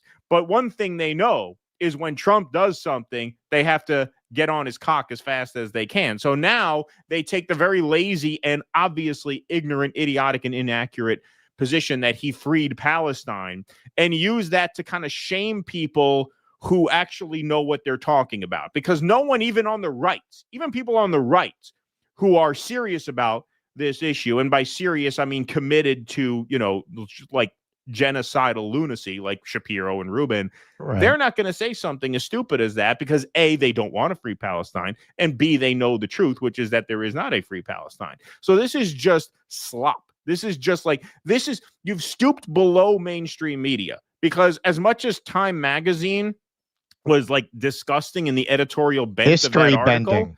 Right. As disgusting as that was, there was actual like information in the article. With this, there's no information in the article. You come away from this more ignorant than you would if you just didn't pursue that at all. So that is pretty awful stuff. And sorry, I'll toss to you, but I have to do your thing. Mention this here because Clown World also says, imagine yelling free Palestine for 2 years and then having to thank President Trump for freeing Palestine. Well, finally, some responses from Big Mad Crab. This is the most brain dead shit I've seen on this app in months. Yes, it is. And our friend Misty, imagine being dumb enough to think Trump freed Palestine. Ain't shit free douche dick. Also, let's be clear, in no universe under any circumstances are you required to thank the scumbag who has been actively aiding, funding, and arming the genocide. Fuck Trump and fuck Israel. To be fair, some in the non-online media have been this stupid as well here. This is Donald Trump has freed Palestine, claims Rita Panahi. That is on Sky News. Shocker. Yeah, exactly. Shocker is right. Let's see. I thought I had that video. Maybe I forgot to load it in. Maybe I screwed up. Let's see. Is it here? No, sorry. I'll edit it into the clip, but that's literally all she says there. So we don't have to play it right now. But yeah, even on TV, some are parroting that talking point. Just really, really quite pathetic. And here's Denise Go, who played Dedra Miro in Andor, on why we can't stop at just a ceasefire, and finally correcting the record that no, actually, Palestine is not free as long as there is apartheid and occupation in the Palestinian territories. It's funny. Her Star Wars name sounds like an Israeli name. Yeah, it does. It's all right. It sounds like an Israeli name. That's right. Well, ceasefire isn't liberation. Ceasefire isn't free Palestine. And also it feels that it was made without any Palestinian voices. So I can't say that I'm I would love to be as celebratory as the Palestinian people are themselves in Gaza, and I believe that they must be encouraged and allowed to celebrate, of course, but I don't think it's a time for us to celebrate. I think that we have to ramp up our pressure and do more and more and more to ensure, A, that a ceasefire is lasting, but also that it meets the terms of a true free Palestine and an end to the occupation. Because, I just got back from the West Bank, and the West Bank isn't Gaza. There's no Hamas in the West Bank. What I saw in the West Bank is occupation and apartheid. That's right. Occupation and apartheid. Those are the operative concepts here. And that is why it was so important to continue making the argument that no, this did not begin on October 7th, because the pre-October 7th status quo was one of occupation and apartheid. And so resetting back to that status quo does nothing to free Palestine. If there were a free Palestine, these 2 years would not have happened the way they did. That's the whole point. And the amount of people who were too cowardly to learn the basics of the issue for 2 years because they didn't want to piss off half of their followers, to now come out and lecture the left as if we're getting what we want because now Palestine is free. I mean, it's just such schlock. It's such slop. It's such mindless garbage. It is a dereliction of duty. This space exists because the mainstream media has failed. If you're going to put out shit like this, people would be better off reading Time Magazine or NBC or watching CNN than they would consuming this garbage online, which is just so detached from reality. It can't even be called news. It's slop. No, it's and really, if you look at these takes, they're just making this up. Like they really don't care if what they're saying is in any way connected to reality. Because on the one hand, they're saying these people are being so quiet, which is not true. There was an enormous protest in London after the ceasefire was announced. So what do you mean they're being quiet? I would have noticed if everyone had fallen off in the conversation. Nobody was being quiet. And then on the other hand, out of the other side of their face, they'll say, well, why are you still protesting now that Trump made peace? But I thought you said they're all being quiet. Right. And then they were trying to spread around the video that they're going to open a coffee shop called the Nova Coffee Shop in Gaza. I said, where is it? Yeah, right. Where is it? Where is I need caffeine? Trying to gin up this outrage. What you're seeing here for those kinds of grifters who are not straight out Israel first Dave Rubin kind of grifters, they have throughout this been in a very tough spot because so many of their followers don't like this Israel shit, but they can't cross daddy. Turning this into an anti-woke, don't you hate those woke elites thing, they've been trying to do that since day one. That's what I saw at the douchebag dialogues. Really, that was the first time I really saw that tactic at work so obviously. That's their comfort zone, man. That's their comfort zone where you don't have to contend with this issue and you can just play it for rage bait. Rage bait is where they live. Their bread and butter is rage bait. What you have to remember, and this will come up in the Milei segment, all this shit is a trap for different kinds of mice. It all goes to the same place, dead mice. With libs, they give them Chardonnay. With the kind of people who listen to Benny in the Closet, they give them beer. But in the end, they're directing you all in the same direction. If you look at what Obama did in terms of bailing out the bankers, and you look at what Trump is doing, further kicking people off social program and filtering money to the top, you would think Obama and Trump, they're not opposite. They're not oppositional. They are serving the plans and the interests of the same exact fucking people. The job of someone like Benny is to get you to serve the same exact interests as someone like Rachel Maddow. When people started going online and going to these commentators because they saw them as independent and trustworthy, look, most people, not only are they do they have a price, Most people, to paraphrase Tim Dillon, their pussies are cheap. Mostly their pussies are cheap. It's not hard to buy these people. We saw that with Sodagate. Sight unseen, without even knowing who they were working for. All of these people, like Clown World was one of them that got caught. Like, oh, yeah, sure. No, we'll push sugar. Sure. Yeah, just make sure the check clears. Like, they didn't ask any questions. Once they saw how much influence that space had, what do you think the fucking rich people said? Well, I guess we're going to have to stick to, buying our dying legacy media outlets, and these guys are just going to run free attacking us. No, they bought it all. They bought them all out. There are very few people in that space who are not as owned as anyone you're going to see on cable news. Yeah. Yeah. I mean, one thing I would just add is I think the Benny fans drink Chardonnay too, but nobody has to know about that. Now, I found this video here. Donald Trump has freed Palestine. So I wanted to play this because she actually mentions the London protest in this. So let's take a look at this video here.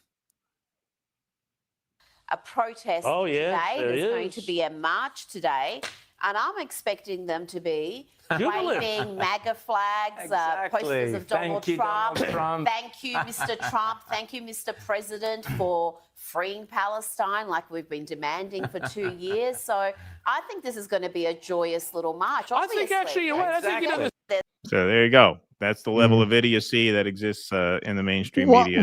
Yeah. Well, and that's another thing. You're seeing a lot of them saying, I do declare you never really cared about a ceasefire. You want the end of Israel. What part of we're against apartheid did you not understand, moron? Right, like exactly. What part, like of course we want a ceasefire for the sake of the Palestinian people, but what on earth did the protesters say that gave you any indication that that was the beginning, middle, and end of what those protests were about? How in any way did the protests put out any misleading message suggesting they approved of Israel but not the war? Free Palestine. This is not a free Palestine. A Palestine where people are getting leaflets telling them not to celebrate when their relatives, some of which they haven't seen in a quarter of a fucking century, are released from an Israeli dungeon. That is not a free Palestine. And a country that treats people that way has no right to exist. The idea that there was some kind of bait and switch here is absurd. The entire pro-Palestine movement was very explicit. End apartheid. Apartheid is not ended. This ceasefire, yes, of course you want to see Palestinians not being murdered en masse on a daily basis. That's the bare minimum of what the demand is. Right, exactly. Free Palestine means no apartheid, no occupation. That is what it means. That phrase has been out there for, decades, generations before October 7th and before this genocide. So again, it's just completely ignorant and completely lazy, which is not surprising. Not surprising. All right. Dissel. Oh yeah, we got you. I don't know if I like it there. I don't know. I'll get used to it. I mean, it'll definitely stop less segments dead because we're trying to read a fucking headline. You could just lower the thing. You could lower the font too. That's what I do. I put the font lower in the slide. That's what I do. Well, because I'm trying to make it big. Yeah. So the party of small government is cool with A, tax breaks for the rich, B, bigger budget and deficit, and C, troops in the streets. Feds killing free speech. That's right. That's right. Anna Miller, thanks for the $4.99. Appreciate that. William Elect, Trump is a hero. 2 years, not a peep. Now the extermination is 90% complete, so he now steps up for optics and a Nobel Peace Prize. Trust the playing cue. There you go. Thank you, William Elect. Here's my last $2. Logo to the right, for God's sake. Yeah, see, he wants it over on the right. It's a little weird. I don't care, whatever. Yeah, all right. I'm going to move it over to the right. It's just, if it's bothering you like that. That's where it belongs. That's where a postage stamp belongs, You have to respect the culture, right? Wasim Garani, if you're going right to left, that's in Israel. They'd have it in the upper left. She means the Syria which Israel helped their ALQ puppet. What is that? To be in power. Oh, Al Qaeda puppet. Got it. Thanks, Wasim Garani. Appreciate that. William Elect. These Trump man juice guzzlers cemented NWO. That's right. That's right. Exactly. Exactly. Very, very well said. Israel has a problem with healing. Being supportive of healing is anti-Semitic. There you go. Thank you. Furrow Queen says, I don't want to hear shit about fuck. Russell Dobular 2025. Quote, I will be carrying into my work week with pleasure. Thanks for the inspiration, Russell, as always. There you go. My pleasure. Russell making it happen as always. All right, let's move right on along here. I got another one right in a row. Okay, so on the I should say right after this ceasefire was brokered, Donald Trump went to Israel himself to show his face in the Knesset, and there was, of course, a very esteemed guest in attendance, Miriam Adelson. Now, not all of the TV cameras cut to her while he kind of awkwardly shouted her out, but there she is, looking her finest. Trump on Israel lobby kingpin Miriam Adelson in the Knesset. Look at her sitting there so innocently. She got $60 billion in the bank. So he basically does a cover version of the same speech he gave before the 2024 election, where he goes up on stage and essentially brags about how the Adelsons were his top visitor to the White House in his first term, about how they turned the screws on him to move the embassy to Jerusalem, and about how he gave them what they wanted. And here he is giving Miriam, his $100 million woman, a shout out at the Knesset. From many other American presidents, you know that they kept promising. I never understood it until I got there. There was a lot of pressure put on these presidents. It was put on me too, but I didn't yield to the pressure. But every president for decades said, we're going to do it. The difference is I kept my promise and officially recognized the capital of Israel and moved the American embassy to Jerusalem.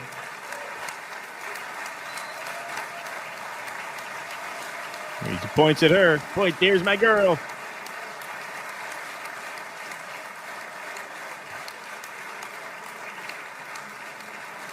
Isn't that right, Miriam? You suck. Look at Miriam. She's back there. Stand up, Miriam. Stand up.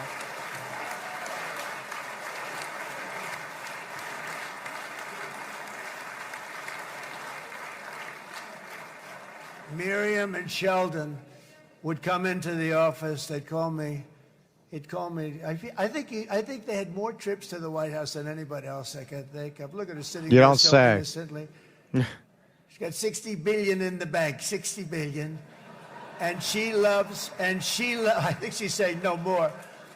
And she loves Israel, but she loves it. And they would come in, and her husband was a very aggressive man, but I loved him. I loved him because he had a lot of money. See, one other thing that's kind of revealing here is just how much these people just worship money. Like a guy like Donald Trump, who considers himself this big alpha, subservient to no one. He is very open about his subservience to people who are richer than him, because the world these people live in is a world where money rules. So the richer you are, the more power you are entitled to. So Donald Trump knows he's got a big net worth. He knows it's not $60 billion. And so he thinks it's completely normal to just act like a slave for Miriam Adelson. He's proud of that. He's proud of it. There's no stigma attached to him making a beta of himself if he's a beta to someone richer. That's just the natural order of things, and that's how they see the world. Yeah, and I must say once again, for any Zionists who don't think that you are actually creating the ground for a Holocaust that you say you're preventing by supporting Israel, I cannot think of a better way to reinforce every anti-Semitic trope ever than to have the American president standing in front of the Star of David, glazing the woman who gave him millions of dollars to enact the policies he has gone on to enact that are very pro-Israel, and talking about the fact that she has $60 billion and then saying, she's saying she has more. Like you really, you look at this and that makes you feel safe. Yeah. That makes you feel like, wow, man, we're really fighting anti-Semitism here. Like, I can't think of anything you could do that could make anti-Semitic tropes more plausible than this clip. Well, he's not done. Far from it. Very aggressive, very supportive of me. And he'd call up, can I come over and see you? I say, Sheldon, I'm the president of the United States. It doesn't work that way. He'd come in with the... Oh, I'm sure he did. He'd come anyway. Very responsible for so much, including getting me thinking about Golan Heights, which is probably one of the greatest things to ever happen to Israel.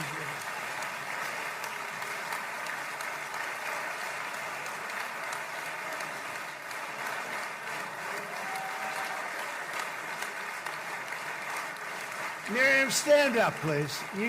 She really is. I mean, Make her stand up this again. Country. Now here comes the big one. Here comes the money quote. Yeah, I haven't even seen the whole clip. She loves this country. Her and her husband are so incredible. We miss him so dearly. But I actually asked her, I'm going to get her in trouble with this, but I actually asked her once, I said, so Miriam, I know you love Israel. What do you love more, the United States or Israel? She refused to answer. That might mean Israel, I must say. That might mean Israel. Yeah, I gotta say. You. Thank you, darling. We love you. I gotta say, she probably, the woman who funded half my campaign to $100 million. I think she loves Israel more than America. But I ran on America first. Isn't that funny? Too bad. Too bad. Yeah. I've only got one term left. Can't vote This me is out what I now, voted for. This is what I voted for. Yeah. I know you love Israel. What do you love more, the United States or Israel? She refused to answer. That means that might mean Israel, I must say. And it might be That's adorable. It's adorable. The woman who gave you $100 million, she's more loyal to Israel than she is to the United States. Isn't that funny? Isn't that hilarious? Did I say America first? Oh, I meant Israel first. And Sorry. I'm loyal to money, which means I'm loyal to her. So by the transitive property of money, I'm more loyal to Israel. I'm more loyal to Israel too. That's kind of why I'm here. See the flag in back of me. I didn't even make him put an American flag behind me. We put the Israeli flag the up. part loud. They're saying the loud part loud. So Thomas Massey pounced on this. Thomas Massey says, Trump asked dual citizen Miriam Adelson, a billionaire running nasty ads against me in Kentucky. I didn't know her PAC was running ads against Massey. What do you love more, the United States or Israel? She refused to answer him. He says that might mean she loves Israel more. This isn't AI. It's real video. That's right. It is indeed. Henry Fjord says Miriam Adelson's late husband Sheldon made it very clear who they are loyal to. Quote, the uniform that I wore in the military was unfortunately not an Israeli uniform. All we care about is being good Zionists, being good citizens of Israel. Israel is in my heart. So here is the late Sheldon Adelson standing next to his trophy wife, Miriam. That the Adelson family has nothing to gain except that which is in our heart. I am not Israeli. The uniform that I wore in the military, unfortunately, was not an Israeli uniform. It was an American uniform, although my wife was in the IDF, and one of my daughters was in the IDF, and my two little boys, one of whom will be bar mitzvah tomorrow. Hopefully he'll come back. Thank you. Hopefully he'll come back. His hobby is shooting, and he'll come back and be a sniper for the IDF. It's a nice thing to wish for your child. That'll be a sniper for the IDF. They say they get a little PTSD. Yeah, right. Trauma. Exactly. It'll be all right. We'll pay for some therapy. We know the best. All we care about is being good Zionists, being good citizens of Israel, because even though I'm not Israeli born, Israel is in my heart. All we care about is being good Zionists, and I wish I had not fought for the American military, but for the Israeli military. Yeah, no, that sounds to me like Donald Trump probably read her right, that she loves Israel more than she loves the She was in the IDF. United States. What do you think? She's a native-born Israeli. She's a native Israeli. She was born of course. in 1945, so she was born right during the end of the mandate time, right? Aaron Mate says, whenever I hear Trump flaunt how much he does the bidding of the Israel First oligarchs who fund his campaign, I think of all the time and energy wasted by Democratic Party leaders and media stenographers on their pet conspiracy theory that Trump is secretly compromised and funded by the Kremlin and Russian oligarchs. Exactly. Why did every Russiagate cult member chase that mythical foreign influence over Trump? Ignore this real one. Yeah, exactly. Good that was the Nation did a whole article showing that insofar as there was anything to the allegations of Russiagate, yeah, there was a there. Wrong country. The country that was compromising Donald Trump was Israel. Exactly. It was Israel all along. So Caitlin Johnston, along similar lines, writes a little scene here. Trump, she should send this to Ghislaine Maxwell with that outline of a young woman to her jail cell. Trump, I am bought and owned by Miriam Adelson, the world's richest Israeli. Democrats, Trump is a Putin puppet. Trump, I do whatever she says. Democrats, a Russian secret agent. Trump, I'm controlled by the Israelis. Democrats, he's suspiciously close with many dictators, actually. I gave Miriam a foot rub last night. I don't feel good about it. Democrats, ooh. You know what would make him mad and hurt him politically if we play along with those conspiracy theories about him and Jeffrey Epstein? Trump, I'm going to bomb Iran again. Yep, going everywhere except here. But TRT World did a little brief short about Miriam Adelson, just to give you a little more backstory about where she came from. Yes, she was born in what is now Israel. Umas pessoas, Miriam. Mas o mais forte era que se você dissesse algo ruim sobre judeu ou sobre Israel, você estava fora da política. Em uma recente conferência sobre combate ao antissemitismo na América no Capitólio, o candidato presidencial republicano Donald Trump se dirigiu diretamente a uma de suas maiores financiadoras, Miriam Adelson. E nas últimas 10 semanas, temos travado uma guerra justa em Gaza. A bilionária Ade é uma conhecida megadoadora republicana. Foi revelado recentemente que ela despejou as $95 milhões para impulsionar a campanha presidencial de Trump, elevando suas contribuições totais para Trump para as eleições de 2024 no EUA para 100 milhões. Este é um presidente que cumpre suas promessas. Ele prometeu reconhecer Jerusalém como a capital israelense. I don't know why this is in Portuguese. I don't know what the hell. Why did it download like that? It should have been in English. You can read the subtitles. Is that what it said? No, yeah, it's in Portuguese. Yeah, it's in some weird language, and I don't understand why, because it's in English in the video. I don't know why I downloaded that way. I'll put the right version in for the clip. For now, guys, just read along. A americana é a esposa do magnata dos cassinos Sheldon Eden, falecido em 2021. O Ufer recebeu de Trump a Medalha Presidencial da Liberdade, a maior condecoração civil do EUA, em 2018, após doar a $133 milhões a candidatos republicanos durante a campanha presidencial de 2016 e o ciclo eleitoral de 2018. He gave her the Medal of Freedom after she donated $130 million to his first campaign. This wasn't the first time he took That's how you get a medal. From Miriam Adelson. Por suas firmes visões sionistas, Adelson nasceu em 1945 na Palestina obrigatória. Seu pai era uma figura proeminente do partido Mapam sionista, responsável pela limpeza étnica de 750 mil palestinos entre 1900. Which was responsible for the Nakba, the ethnic cleansing of 750,000 Palestinians between 1947 and 1949. So she is a child of the Nakba era. 1947 e 1949. Ela serviu no exército de Israel e obteve cidadania israelense e americana. O Ufer orgulhosamente financia a expansão de assentamentos israelenses ilegais na Cisjordânia ocupada. Ela também gastou milhões de dólares para construir ilegalmente uma faculdade de medicina na Universidade Aérea, na Cisjordânia ocupada. Ao contribuir com milhões para a campanha de Trump, qual é o objetivo final de Adelson? Well, I think it's pretty clear what her end game is, right? I don't think that's much mystery. And yeah, that is who your America First president is indebted to.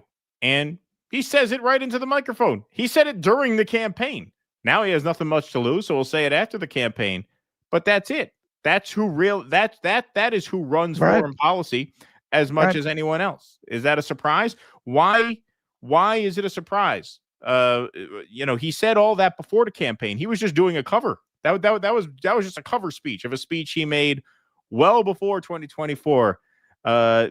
November time, right? Well before it became time to vote. This was all out there. This was all out there for everybody to see. We played it on the show. We played it on the show many times. in the run up to the election. So it was all very obvious where this was going to go. And the fact that he still feels compelled to humiliate himself in this way, right? I really think that is like rich people shit. That's oligarch stuff where like you kind of feel it is proper to debase yourself to the richer person, right? Because that's clearly where that's the source of this reverence he has for her. He already got what he needs from her, right? She gave him the $100 million. He's not running again. What does he need to do this for? I think he feels like he owes it to people who are richer than him to pay respect to people who are richer than him and who clearly wear the pants in that relationship. Yeah, it keeps reminding me of that movie. I think it was Norwegian, Speak No Evil, where after doing just these absolutely horrible things to this couple, at the end they say, "Why did you do this to us?" And he says, "Because you let me." That's how I see the population, really. Like, these people are criminals who don't care about you, clearly. And the one power that people have is their mass, right? There's more of us, way more of us than there are of them. And that's why they keep you fighting with the MSNBC and the Fox and the Benny in the Closet and the Pod Save America. What do you think? That's not intentional?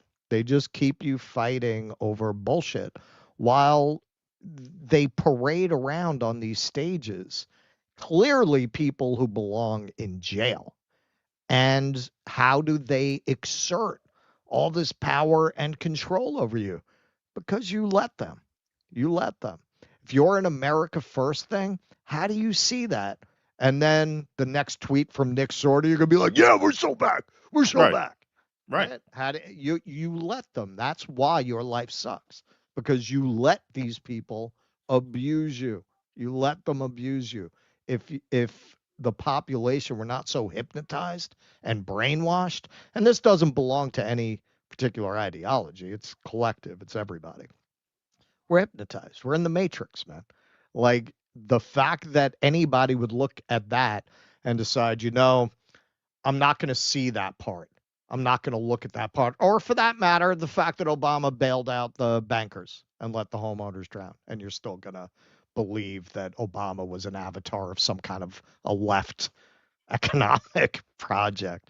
That is being hypnotized, man. You're not a full person, man. You're not a full person. You're asleep. They're putting you to sleep, and they're constantly feeding you propaganda and rage bait, and they're encouraging you and convincing you to substitute signaling for thought and personality. You're not a full person. If you can watch that and still think supporting these people is America First, you're brainwashed, man. You're asleep. You're not even a fully conscious human, and that's how they want you. Yep, indeed.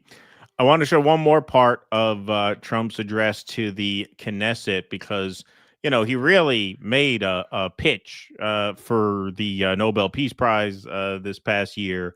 And now that, this ceasefire has been brokered, you have Time Magazine writing puff pieces about it. You have the NBC politics desk saying, hey, if this holds, maybe he will get a Nobel Peace Prize.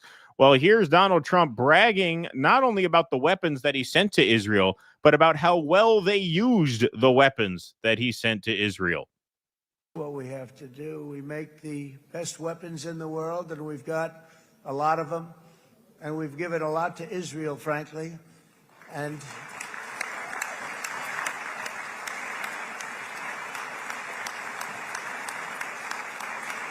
because of NAFTA, that's the only real manufacturing jobs left in America.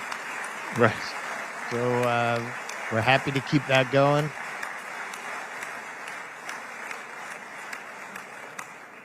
I mean, Bibi would call me so many times, can you get me this weapon, that weapon, that weapon? Some of them I never heard of, Bibi, and I made them.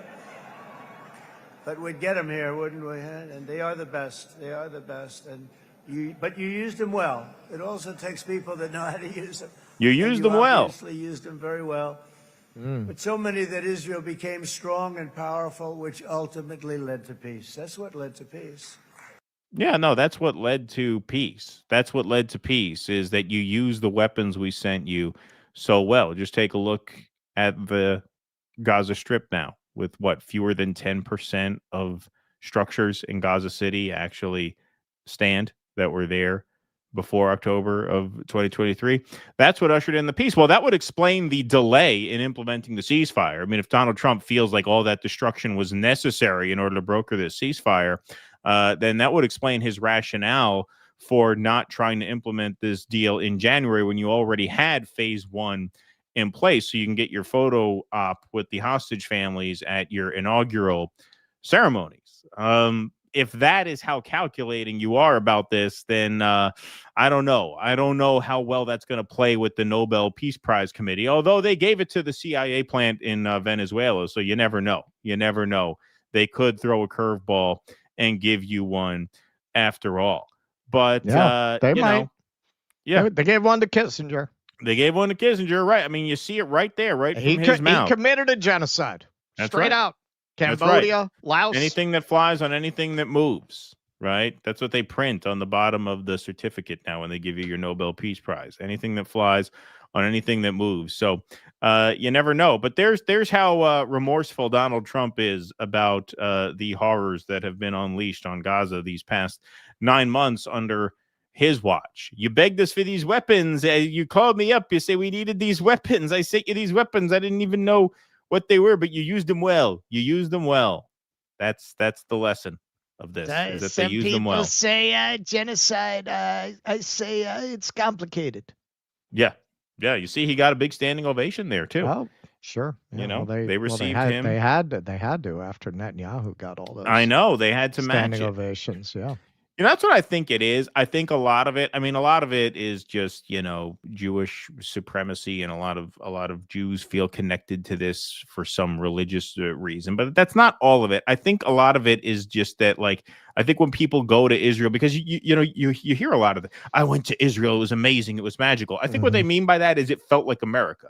Right? It's a place that kind of feels like America over there. And isn't that novel? It's like this Western theme park built in the eastern part of the world. And they're very attached to that. I really think it is like Western chauvinism at the front of mind, which is why a lot of people are so blown away by Israel. They think it's so novel that, hey, look, they have Burger King over here. Isn't it amazing? Right? They have outdoor bars over here. Like, I mean, I think that's the more superficial level. I think. I think that's what I mean. Christian I think for a lot of people, Zionists, that's what it is. Yeah. Sure, but for Christian, well, that's like the casual tourists who go there. Right. And are like, exactly. oh, it was so It awesome. was amazing. It was great. It was amazing. Yeah, that's definitely there for them. I think for Jews and Christian Zionists, I mean, it's a little different. For Christian Zionists, it's literally they believe in Lord of the Rings, and it's like they're going to the Shire. Look, this is where Bilbo lived in the book, right? Yeah. For Jews, they're the hobbits, right? Or they think they are. Oh, look, this is where our ancestors come from. Meanwhile, they got to wear like fucking 125 SPF fucking sunblock to go to that part of the world. Yeah. Oh, yeah. No, this is where I'm from. They, at the same time that they were building the concept of nationalism everywhere else in the 19th century, really, the Zionists did the same thing. Like, all of these national identities are constructed. The idea that we had of national languages, that's a pretty modern thing. Generally, the people off in the countrysides on the farms spoke a totally different dialect from the ruling class. You had entire centuries where the English royal family didn't speak English. They spoke French. They needed national languages when they brought everybody into the factories, and they needed everybody to be able to speak the same language in order to run things like that. When you talk about the history of countries, you're talking about the history of the aristocracy. You're not really talking about the history of the average person who generally look at all the war.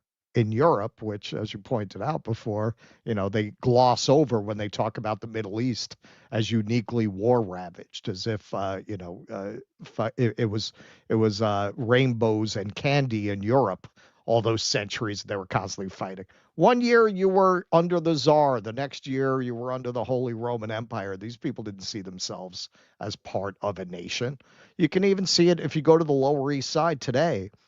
There are some buildings that were set up as like aid societies for the immigrant Jews, and they're not identified as Jews of Poland. They're identified as Jews of whatever village they were from. That was what you identified with.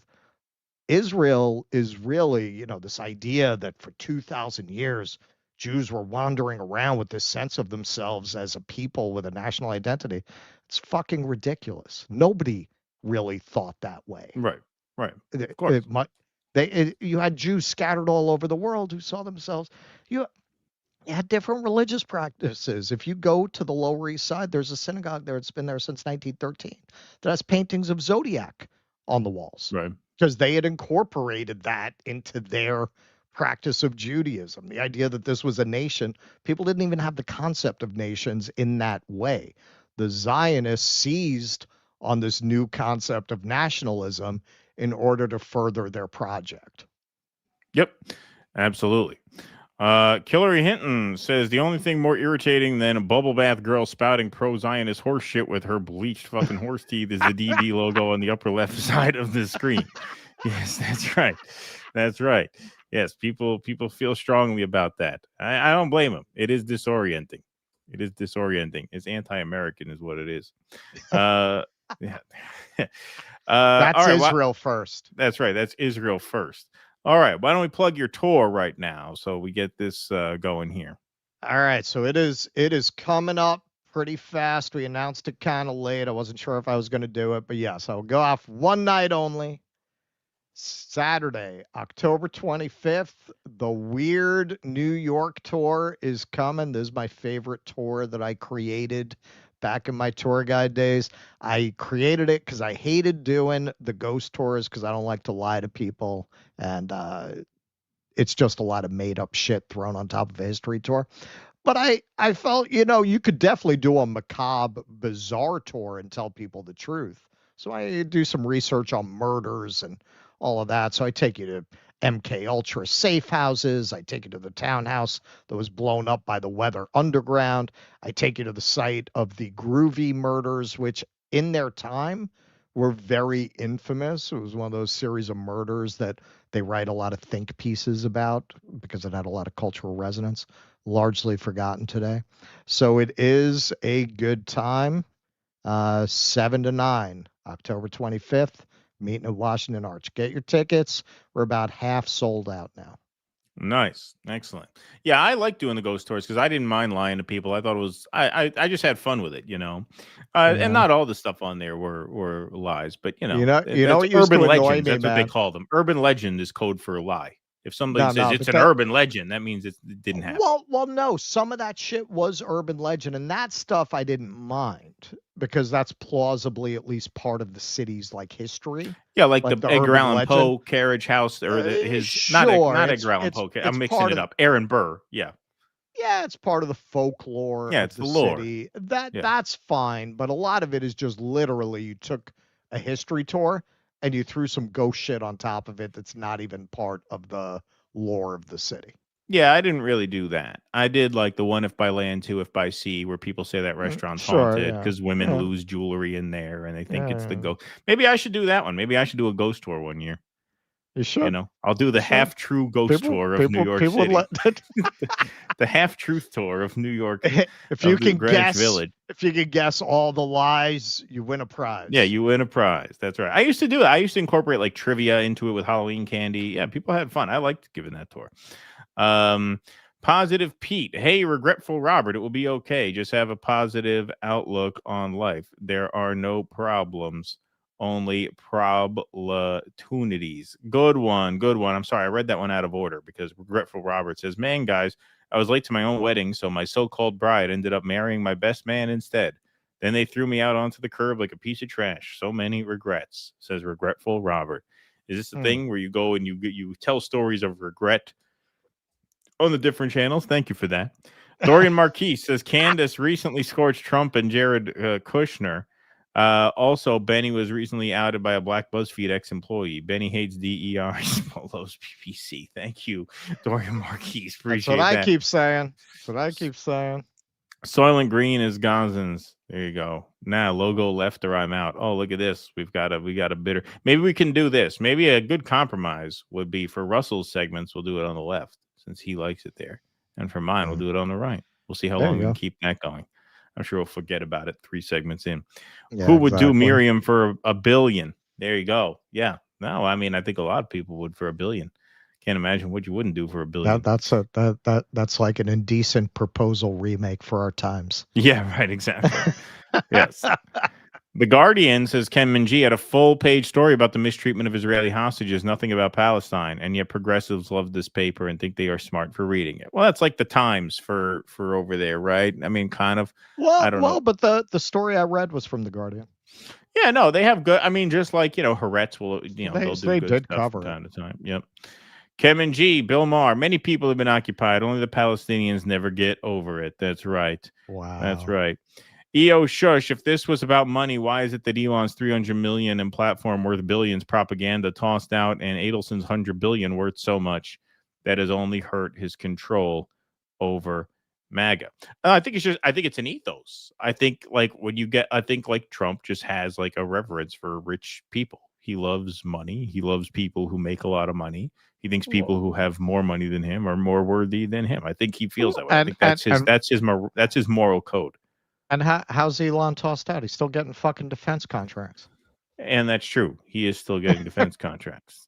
He just doesn't want to hang out with him. That's right. The one guy clapping in the crowd, mask off. Thank you, Brandon Guillory. Appreciate that.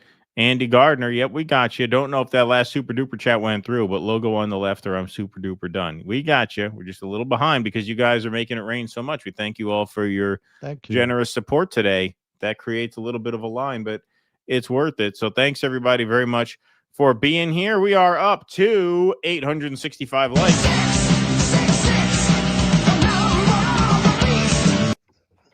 All righty. Let's move right on along to our first non-Israel story, our first and only non-Israel story of the day.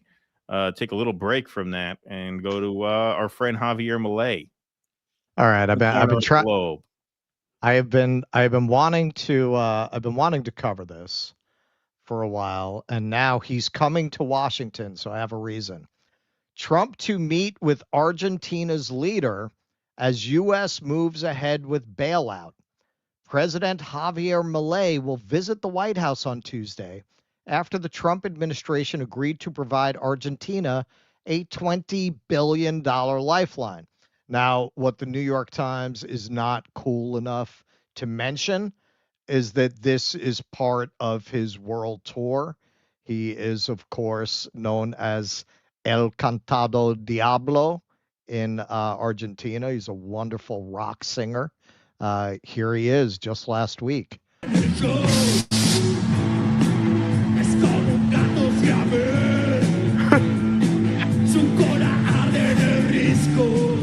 Imagine starving to death on the streets and knowing this is what your president's doing.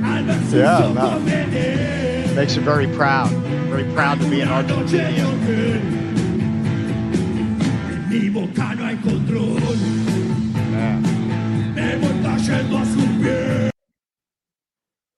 It reminds me of Nick Cage in Wild at Heart. You fellas have a lot of the same power that E had. Now, I was very against rewriting books to be politically correct. They were going and rewriting Roald Dahl. And, one thing I would give to people like Milei is that they were against all that. But no, man, as soon as these guys get in power, they start revising the literature. So now they just released a new Argentinian collection of Ayn Rand's work. And they changed the whole title. Atlas needs you to spot him like $20 billion. Come on, man. Come on. I thought we were just going to let these works speak for themselves. Come on. First Argentinian edition. Yeah, what's that about? What's that about? Yeah, that's only in Argentina that you can get this version. Yeah. Um, so, it started off really, really promising with Milei, and I can really understand why people felt he was the guy to solve decades-long and deeply entrenched economic problems in Argentina. Here he is on the campaign trail in his superhero suit.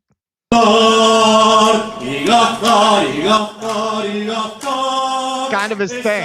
He likes to sing for the Argentinian people. Los ingresos no aguantarán más, a iremos al Banco Central y eso será inflacionario. I just can't believe this guy was not able to solve the Argentinian economy. Who could have seen that coming? But hey, man, everybody loves this guy. Here's Trump. I think this was back in September. Highly respected president of Argentina. Highly respected. Javier Milei has proven to be a truly fantastic and powerful leader. Esteemed statement and outstanding singer. An underrated superhero, Javier Milei. Advancing on all levels at record speed. He inherited a total mess with horrible inflation caused by the previous radical left president, much like crooked Joe Biden, the worst president in the history of our nation. Yet he has brought stability back to Argentina's economy and lifted it to a new level of prominence and respect. And you know how he does. On and on and on. But hey, man, not just Donald, not just... I like the cut of your jib. You seem like the kind of guy who's going to filter all the income and productivity gains in your country up to the top 1%. I think we can agree on that. Let's have a smoke. So yeah, no, man, it's a big club, buddy. You ain't in it. You ain't in it. And look at all these out. Oh, the free press. Well, that's really fucking promising, isn't it, with Barry Weiss over at CBS? But to be fair, this was Niall Ferguson. And this is July. Now, what's really interesting about Niall Ferguson writing an article about Milei's man-made miracle, this is not his first bailout. He got $20 billion from the IMF in April. This is the second bailout. What miracle are you talking about? Where are the bailouts for Venezuela? I thought Venezuela is a failed system. They haven't gotten any bail. So why isn't this a failed system? When the guy a few months into this libertarian fantasia had to go crawling to the IMF. I thought these people don't believe in socialism. You see? You understand? They do believe in socialism, just not if it's going to help you. They believe in socialism for fucking criminals on Wall Street. That's who gets socialism, not you. Look, New Republic, Reason Magazine. Isn't it funny that all of these, not so, National Review, I mean. Not so much National Review. That's going back to fucking William F. Buckley days. But you look at the Free Press, you look at Reason. They're really in that kind of like manosphere podcast, bro, anti-woke thing. That's the purpose. That's the purpose, to get people who are hostile to authority to actually support the New World Order, to actually help to bring the New World Order into being by telling them that they're strong and powerful by aligning with fucking criminals like Milei, that these people are actually cool and are fighting against your cultural enemies. They're fighting against cultural elites. I don't know, man. If you take somebody who's got $100 billion as not a cultural elite, I don't know what to tell you, man. Yeah, they're just folks, people with $100 billion. You have common interests with those people. That's how they made $100 billion, by worrying about people like you. That's how they got that rich. Now, this guy, they're going to tell you, is crazy cuckoo pants. This guy's crazy cuckoo pants. Maduro over there in Venezuela, he's the worst. He's got a country that's being sanctioned by the EU, sanctioned by the United States. And this is going back to Chavez. This is going back over 20 years it's been sanctioned. How long's Cuba been sanctioned? Since the late 50s, since the Cuban Revolution. They'll tell you that these countries and their economic woes demonstrate that they have a failed system. Now, you could litigate the positives or negatives of their economic philosophy, but the fact that these countries, particularly Cuba, have survived as long as they have, while having as its arch enemy the world's most powerful nation sanctioning them up the wazoo and using all of its diplomatic leverage to get other countries to sanction you. The fact that Cuba has survived that suggests that it's actually a very strong system. Right. System would have to be very strong to survive that kind of hostility. Can you imagine what it might be like if it didn't have to contend with all of those obstacles? What would Venezuela be like if it weren't sanctioned? What would it be like?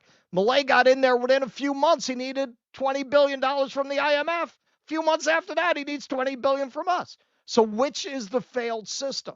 Which is the failed system? Where are all the hand-wringing articles in CNN about how libertarianism is a failed system?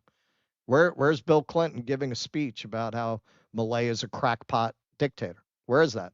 I don't see it. I haven't seen it. Seen any articles like that, Keaton? Now, this is Maduro speaking at a BRICS meeting about Palestine. Every time a high-precision missile hits an apartment building in Gaza and kills men, women, and children, every time a missile falls on Beirut or falls on southern Lebanon, those missiles set fire to and destroy the United Nations system. Where is the International Court of Justice? Or was it created only to prosecute the countries of the South? Where is the United Nations justice system? Just to get documents, communiques, and the lives of Palestinian children have no value? Let us raise our voices forcefully and seek a practical and bold plan for a refoundation of the United Nations system, which is in agony in the face of Nazi and fascist currents throughout this painful historical juncture. Okay, so this is the guy they want you to believe is the crazy, cuckoo pants, dangerous dictator. We got to blow up fishermen because of this guy. Here's the guy that they tell you you should support. That's the guy getting $20 billion.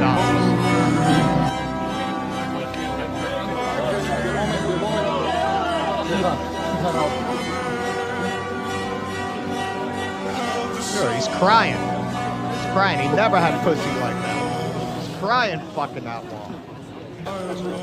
Look at him. Look at him. He's not even Jewish. He's crying.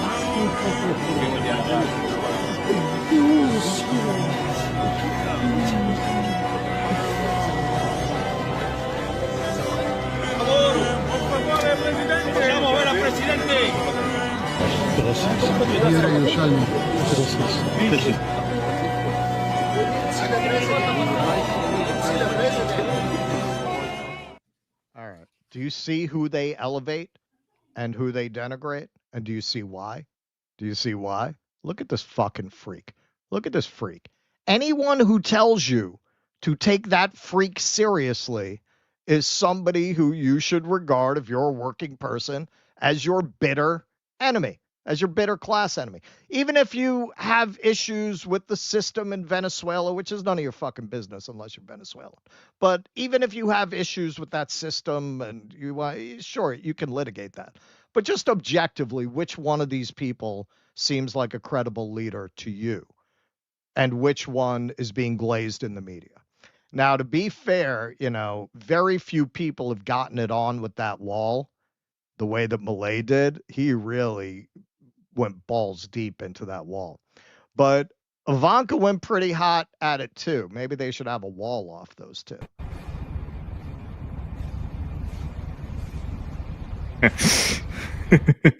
That's I think she found that G spot right there, man. She's licking up on it. So this is Scott Bessent, who, by the way, was George Soros's right-hand man. Whenever we cover him, I always want to mention, man, Trump's people. I heard them for years talking about how George Soros, they still do. They talk about George Soros runs everything. I don't understand how you didn't realize the fix was in when George Soros, his right-hand man, got appointed the Treasury Secretary. Like, what did that tell you? Didn't that tell you this is all a charade? Didn't that tell you that Donald Trump actually serves George Soros, serves the interests that George Soros represents? It's all a show. It's all a show. It's just two different ways of corralling people in the same direction. So here's Bessent talking about this bailout. Makes sense? Should we be doing this? Well, first of all, Joe, this trope that we're helping out wealthy Americans with interest down there, couldn't be more false. What we're doing is maintaining a U.S. strategic interest in the Western Hemisphere. America first doesn't mean America alone. And look, when you have a failed state in South America like Venezuela, now we are having to track down and blow up these cartel ships. So you have create to another failed state. They're making you do it. Milei is working against history, and he's done a fantastic job. And I am sure that when we see the elections this month, that he's going to do well, his party will do well. The Argentinian people, especially the young people, what's encouraging. That's not what the polling says. One of the reasons that you're having capital flight, so it looks like Milei is going to lose because everything he's done has made things worse for the average Argentinian person. It's great for very wealthy investors, which we'll get to that. In Argentina, it's the young people who've made the decision not to impoverish their nation. And as far as what the U.S. is doing, just to be clear, we are giving them a swap line. We are not putting money into Argentina. Okay, now to be fair, there is some leaked audio. Bessent was very angry because he persuaded the IMF to bail out Argentina the first time. And he did tell Milei, he changed his mind. He did tell him there wouldn't be a next time. They had a very heated phone conversation. It just leaked today on X. There's not going to be a next time, you fucking dumb. Hey, take it easy when you talk to me, okay? I told you a long time ago, you fucking little monkey, not to fuck me. Hey, who the fuck do you think you're talking to, huh? So that was a couple months ago. I guess they reconciled. But in all seriousness, this is why this whole fucking country is getting a bailout. This is actually why it's getting a bailout. Trump's Argentina bailout enriches one well-connected billionaire who happens to be very close friends with Scott Bessent, someone who made him a lot of money back when he worked for, guess who? George Soros. It's all connected, man. Okay, a little bit on this. Last week, Treasury Secretary Scott Bessent announced a $20 billion package to rescue the Argentinian economy. The risky taxpayer finance deal, which involves trading U.S. dollars for Argentine pesos, has little upside for ordinary Americans. Argentina is not a significant U.S. trading partner, and its economy, long in turmoil, has little impact on the United States. However, Bessent's announcement had massive economic benefits for one American, billionaire hedge fund manager Rob Citrone, who has placed large bets on the future of the Argentine economy. Citrone, the co-founder of Discovery Capital Management, is also a friend and former colleague of Bessent, a fact that has not been previously reported in American media outlets. Citrone, by his own account, helped make Bessent very wealthy. Since Javier Milei, a right-wing populist, became president of Argentina in December 2023, Citrone has invested heavily in Argentina. Citrone has bought Argentine debt and purchased equity in numerous Argentine companies that are closely tied to the performance of the overall economy.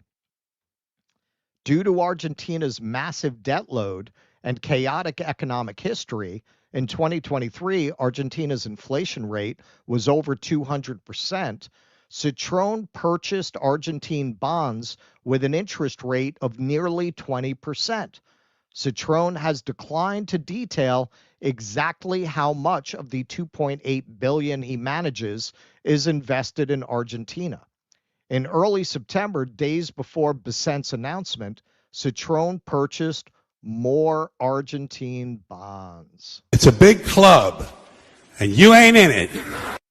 There you go. There you go. And I'm sure he's not the only one. I'm sure he's not the only one. In fact, I know he's not the only one. That's it. It's socialism for the rich. They are not going to let these people's investment go down. Why do you think they make these risky investments?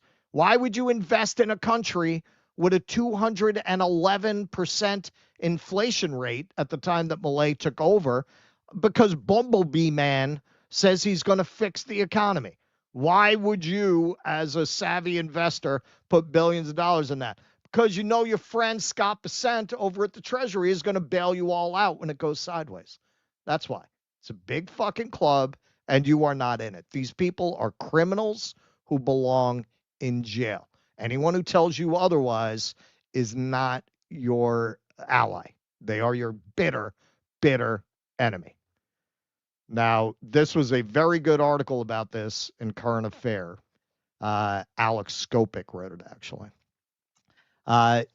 So, you know, people talk about this is so successful, what Milei has done, because for a while it pumped up. Now it's collapsed. For a while it pumped up the GDP and it has brought down the inflation rate, but that is very misleading.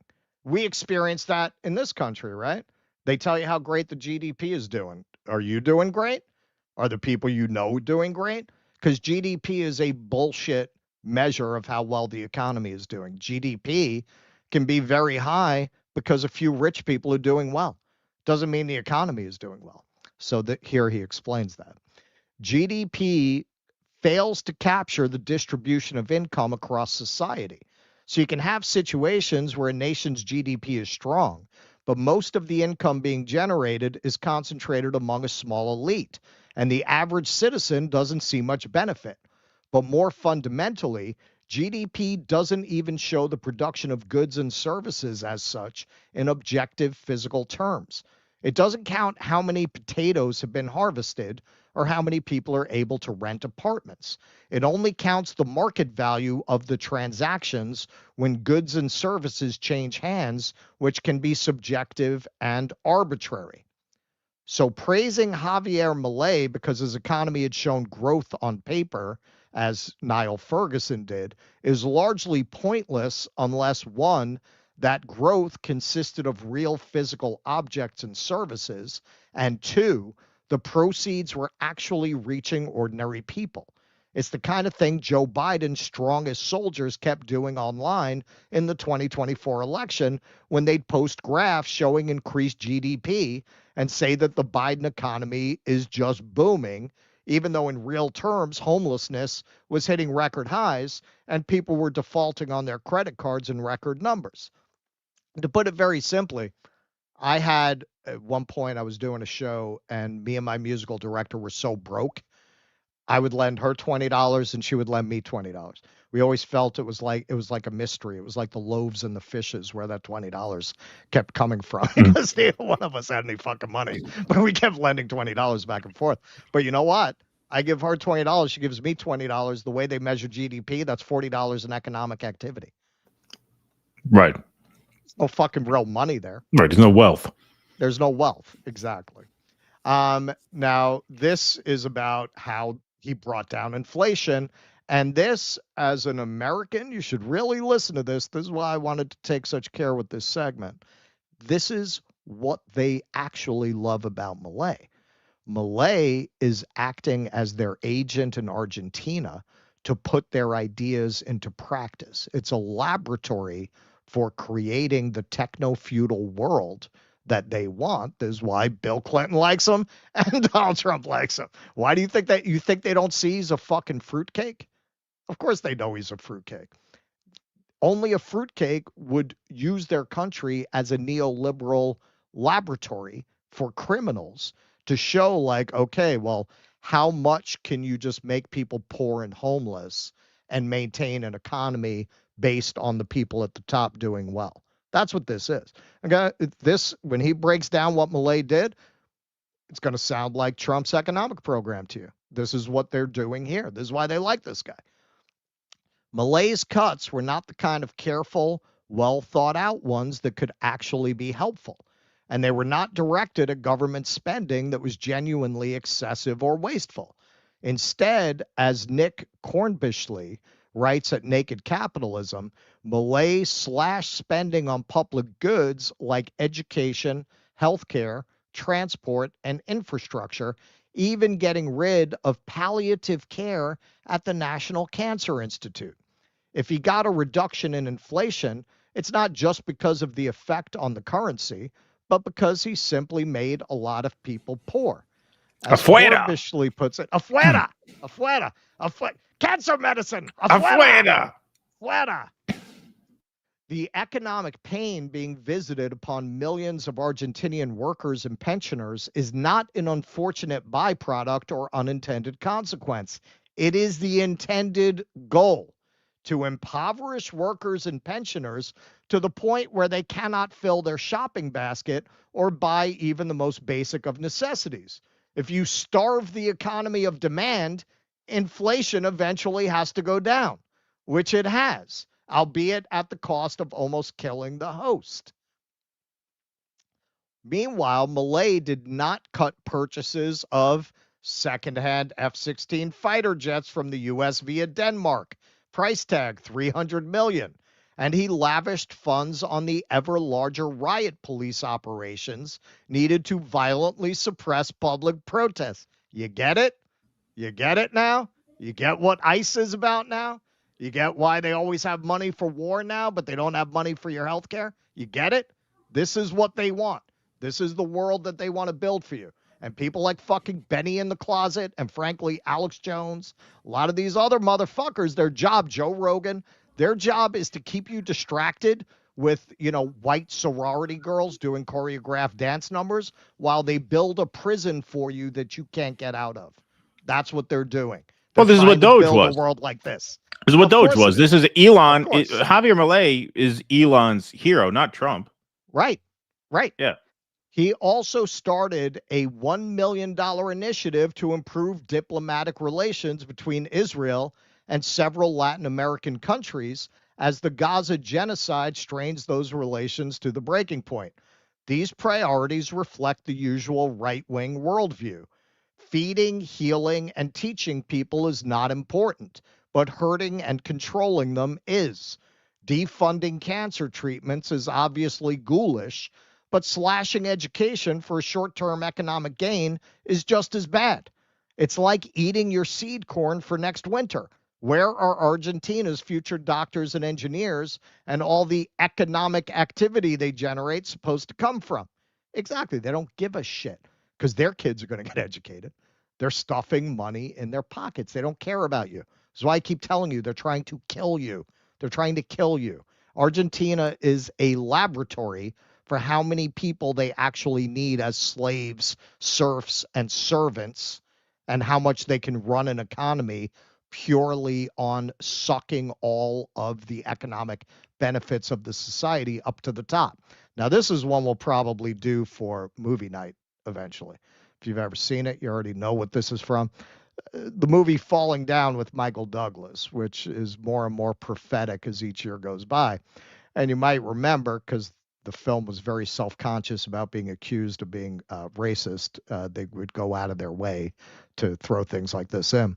But you had a black guy outside of a bank holding up a sign, not economically viable, because they had turned him down for a loan. He's walking around saying, see, they won't give me a loan because I'm not economically viable.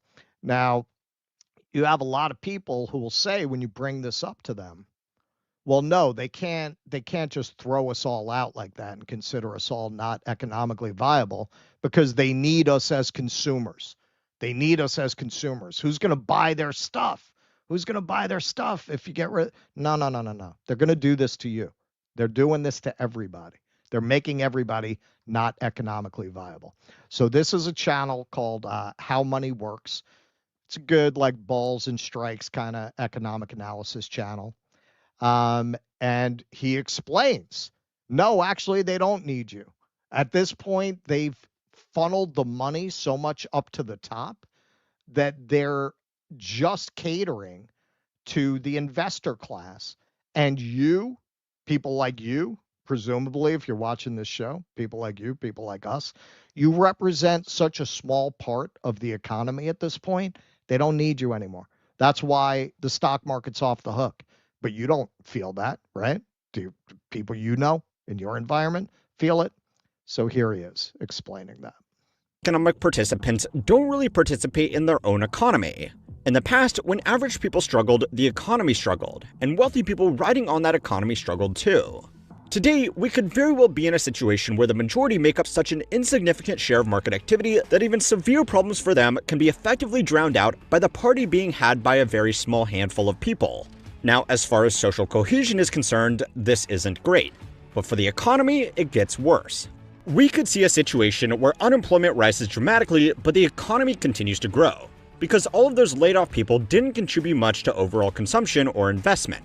In that case, taking action like lowering interest rates or giving out stimulus to help the unemployed would risk further inflating already overinflated asset markets that didn't feel the pain to begin with, which would only make this problem even worse.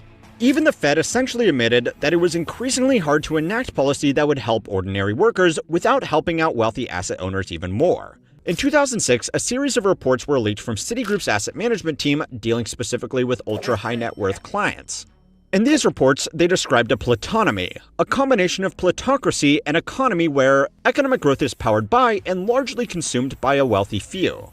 In a plutonymy, there is no such animal as the US consumer or the UK consumer, or indeed the Russian consumer. There are rich consumers, few in number, but disproportionate in the gigantic income and consumption they take.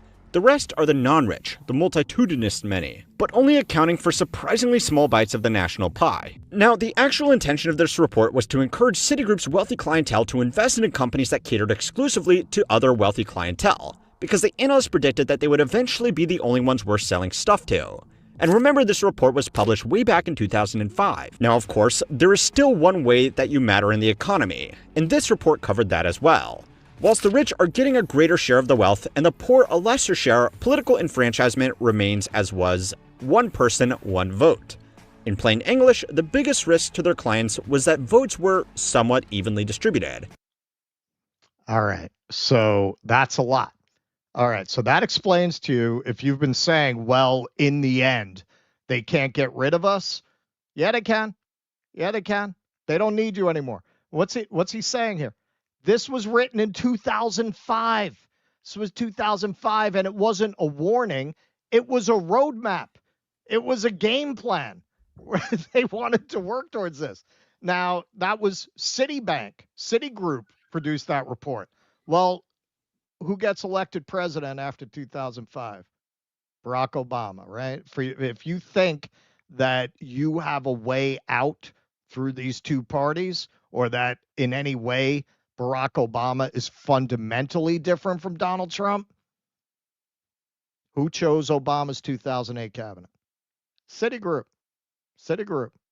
WikiLeaks dropped a whole trove of documents. Everybody who wound up in Obama's cabinet was named by Citigroup as who they wanted in his cabinet. Okay?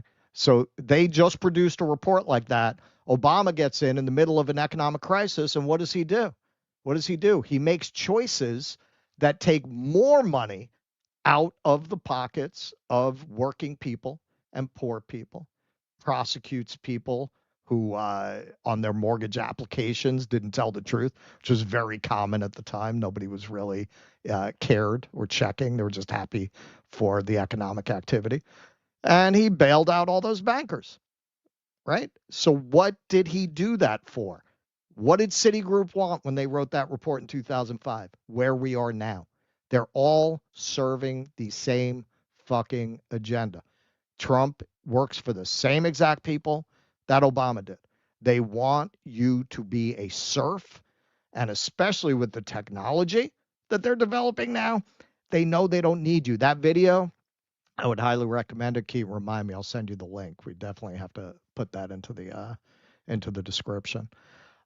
He also talks about how, man, it used to be to produce like a report for a corporation, you needed a whole team of like skilled secretaries who understood how to do that. Now you do that with an Excel spreadsheet. So not only don't they need as many people to do these kinds of things, they don't need them to be as skilled, which makes them very disposable. So how did the kind of psychopaths that would produce a report like this with the premise that this is a good thing, what do you think they think about having more or less of you? They want this. This is what I keep telling you. They want you fucking dead. That is not an exaggeration. You are a useless eater, and they want less of us. It's right there in black and white. And it's very revealing that in this report, they describe voting as a risk to the investor class. They don't want voting. So how do they get around that? By controlling who stands for election and giving you an illusion that you're actually picking something very different. America first. Yeah, America. Fuck out of here. It's Citigroup first, no matter who you vote for. So this is worth revisiting for a second. If you're somebody who thinks that Elon is some kind of a renegade billionaire, why'd he get up on a stage with a chainsaw with Milei? I often reference this. Richard Pryor did that bit about how his grandmother would make him go get the stick to beat his own ass. That's what they're doing to working people when they go out on a stage with a chainsaw like that. And you go, yeah, chainsaw. What did he say? Chainsaw bureaucracy. What does that mean? What is bureaucracy for you? What, you waited online at the DMV? That's oh yeah, no more bureaucracy. What does it mean for Elon? What does it mean for Milei? It means no restraint on his class. It means the NTSB not getting up his ass when people burn to death in a Tesla. That's what getting rid of bureaucracy means for them. Why do they want that so much? Why are they so against the state? Because the state is the only actor in society that can plausibly put any restraint on their greed and on their power. Now, for them, that's a rational motive. For you, there is no reason for you to be anti-state in that way. And they know it, which is why they need the culture wars. They need the culture wars to give you some reason to back their agenda. Because if you stop for a second and you think about this agenda, of course they want to get rid of anything that's going to help you. And they want to get rid of any taxes and any government regulations that restrain them. They are trying to recreate the circumstances of aristocracy in a modern world. For most of human history, until very recently, that was the norm.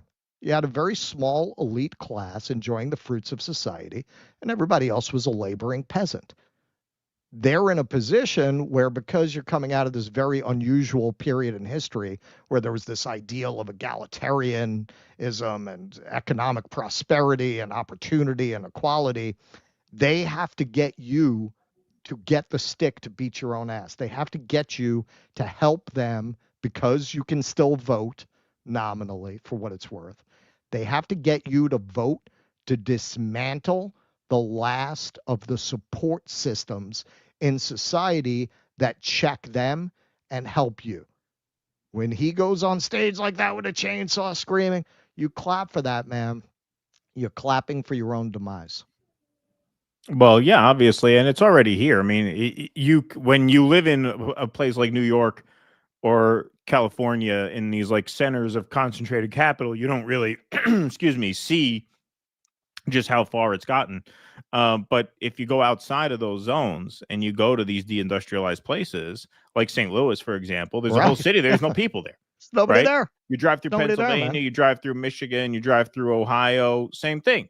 There's all these places with no people in them. Yep. Why? That is a way of filtering the working class out of the economy. They're literally just being filtered out. We're not just going to all drop dead all at once. You'll have an economy that meets the needs of people who are living right on the line. You'll have your fast food, you'll have your Dollar Generals, you'll have, your gas stations and whatnot. You'll be a slave. But that's not real. That's not where the real economy is. The real economy now is private equity, luxury goods.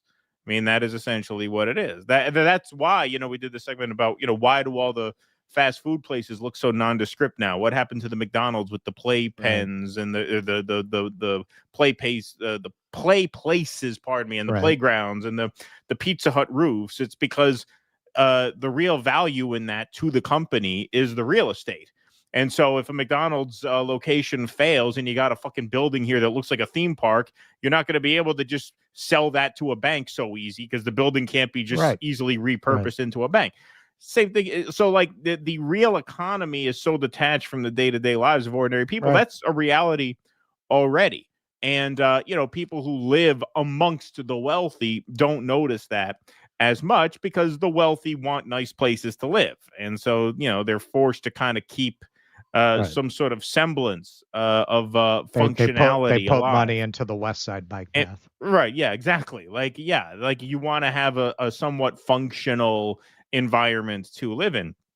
The middle of the country, they don't give a fuck. They don't care.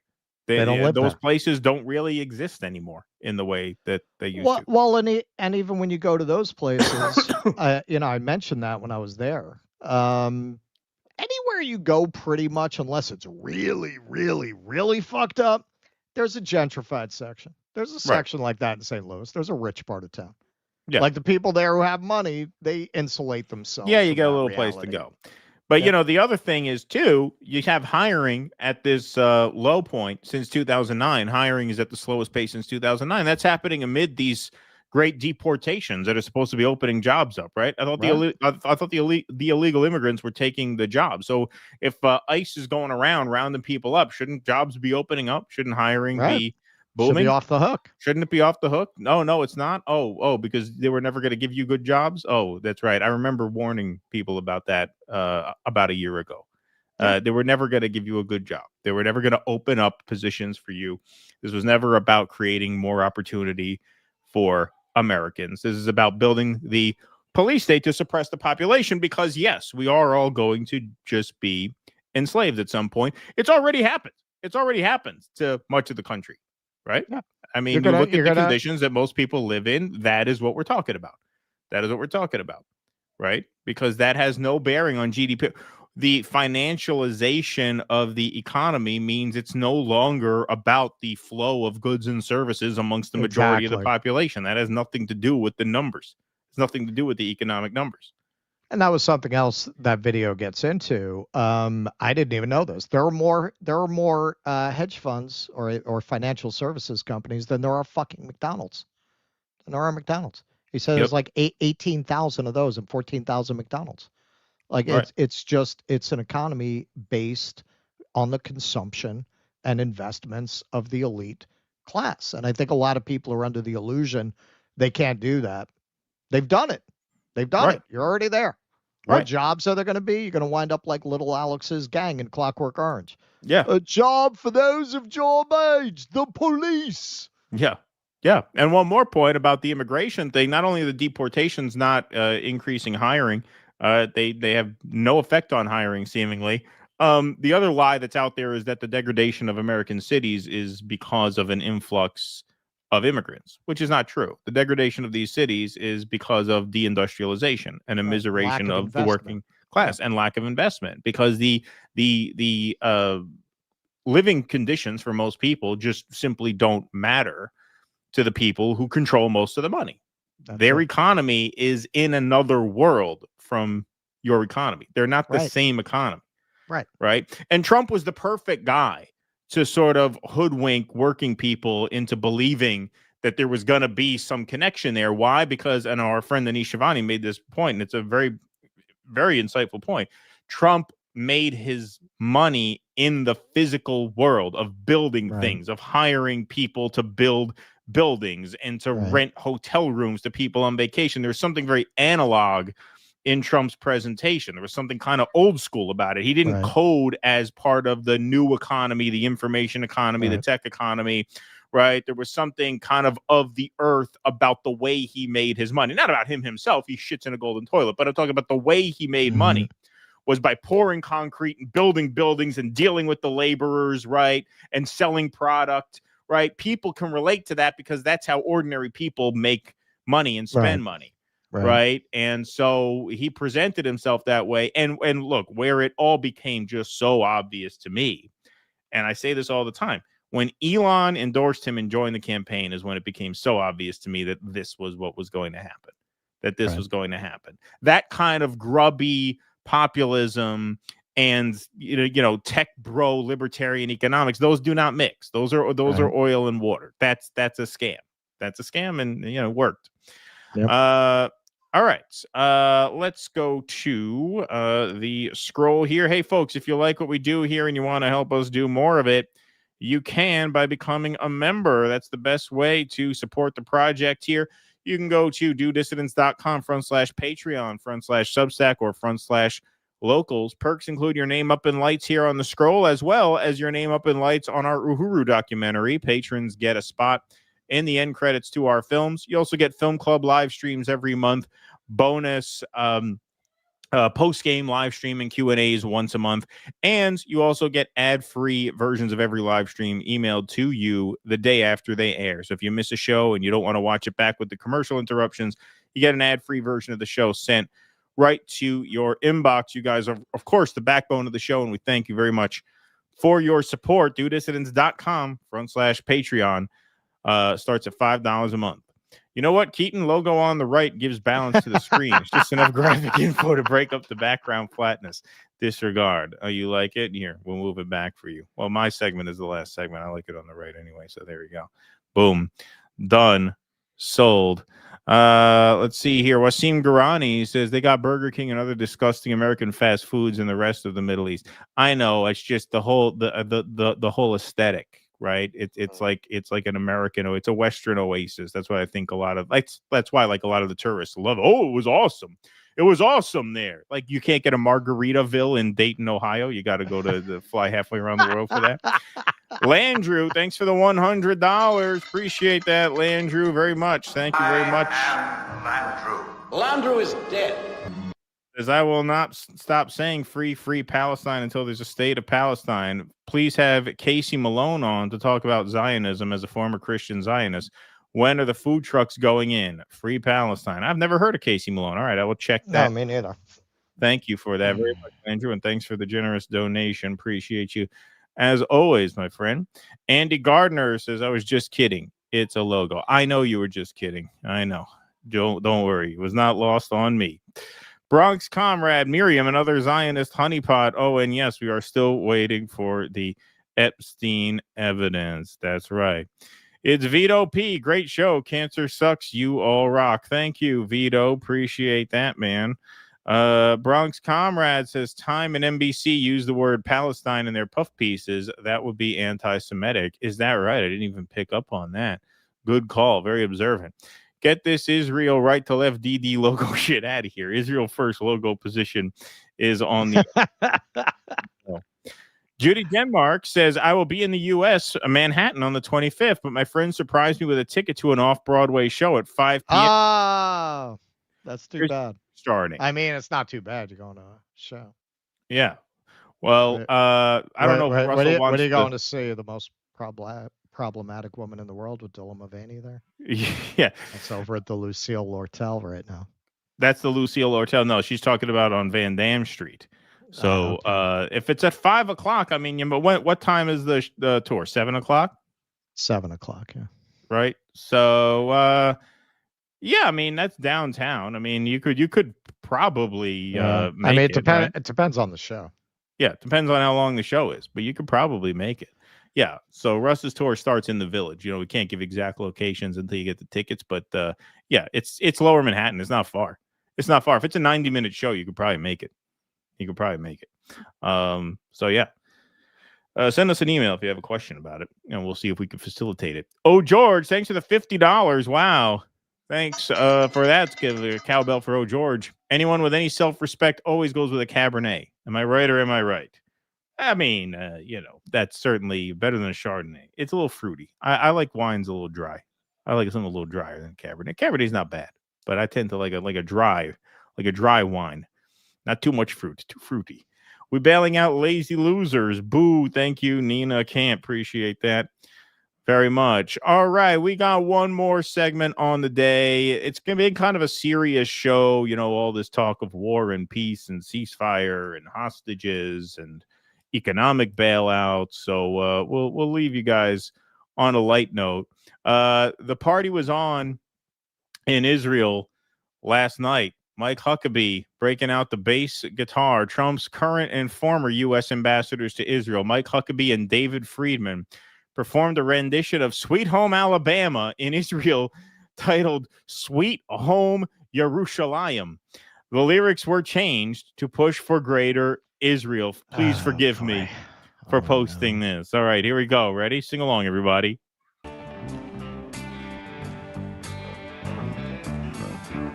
I should have made this louder.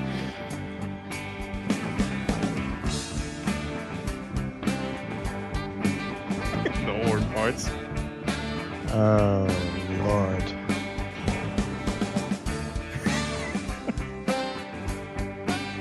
Oh, they got lyrics. Don't worry.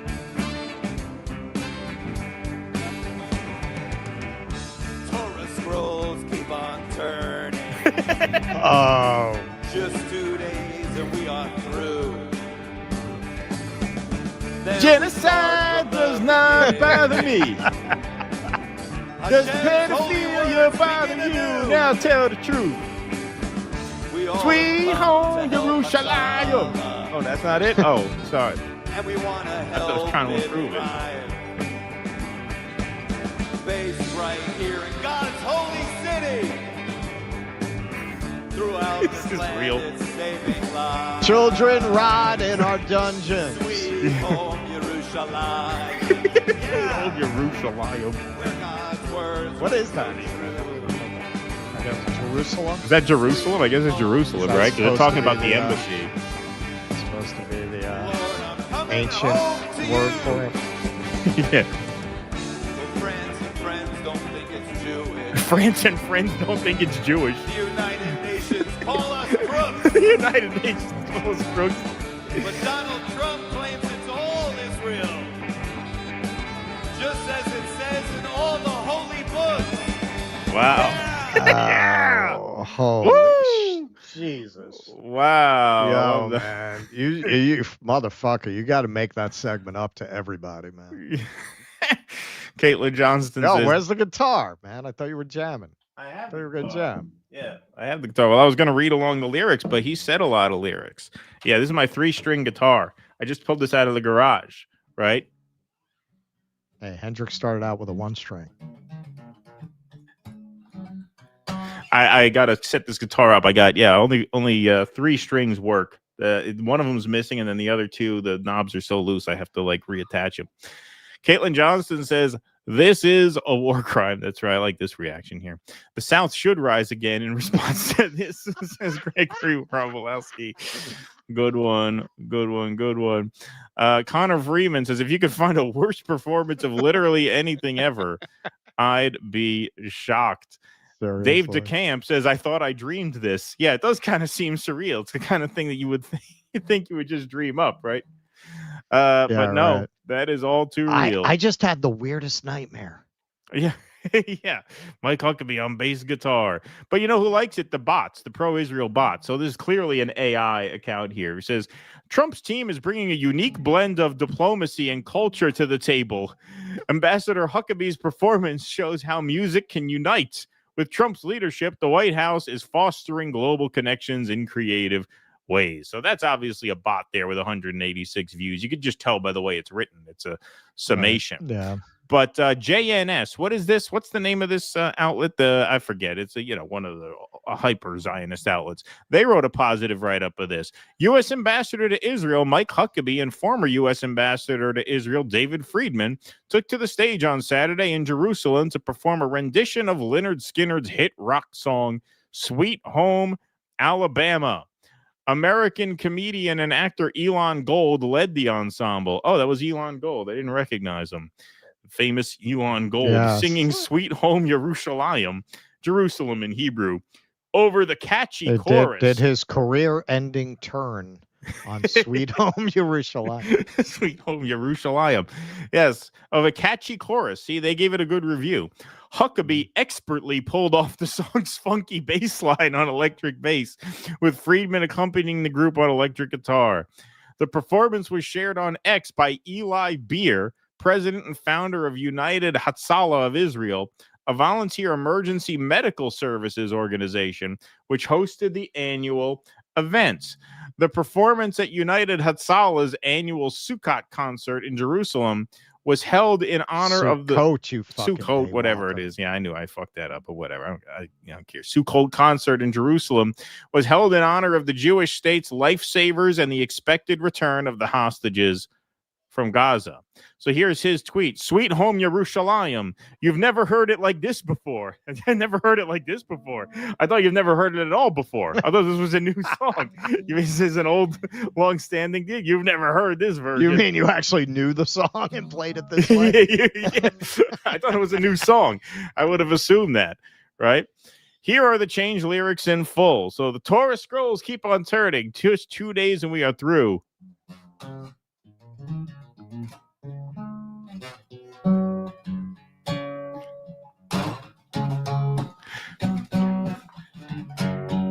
There we go.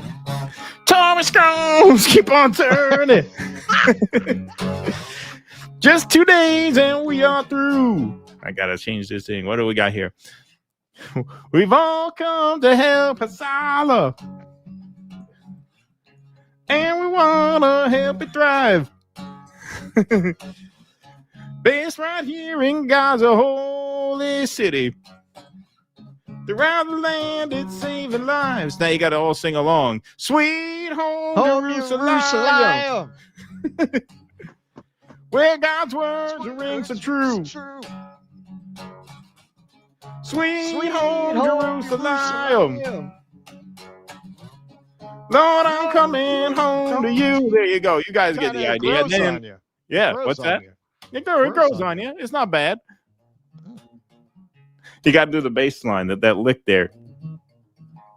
Yeah, there you go.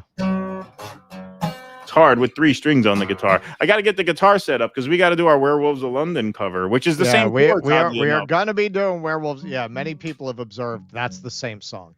It's the same song, same 3 chords. In fact, we should do Werewolves of Yerushalayim. That should be our Halloween song. Actually, that would be pretty fucking funny. That should be the song. That should be the Halloween song. Werewolves of Yerushalayim. Werewolves of Yerushalayim. You could do that, right? You could probably come up with you could probably come up with good lyrics of that. Like instead of walking through the streets of Soho in the rain, just come up with some Jewish neighborhood. You know, that's what we should do. We should do an Israeli. Actually, we should probably do a political parody. Fucking dog. Now that this is trending, we should do a political parody of werewolves for Halloween. That would be kind of perfect. That would actually be perfect. Yeah. But those are the lyrics. Many say we have no capital, though we've been here 3,000 years, but Yerushalayim is eternal, where the U.S. Embassy appears. There you go. Wow. So there you go, everybody. Sweet home Yerushalayim. Wow. That is hell on earth. You talk about. And he doesn't nail the bass line. He sucks. I played a better bass line on that on a broken guitar. Yeah, he botches it. He doesn't get it right. Yeah. The bass line goes. He goes. I mean, if I've ever seen a man bound not to have any rhythm. Yeah, right, exactly. Yeah. Yeah. It should be our outro music for the show. There you go. Yeah. All right, folks. That's all for today. Thank you. Wow. Just 2 days and we are through. Oh my God. Wow. Listen, man, I don't want to hear any more shit about Hollywood being full of anti-Zionist elites if that motherfucker has a career after this.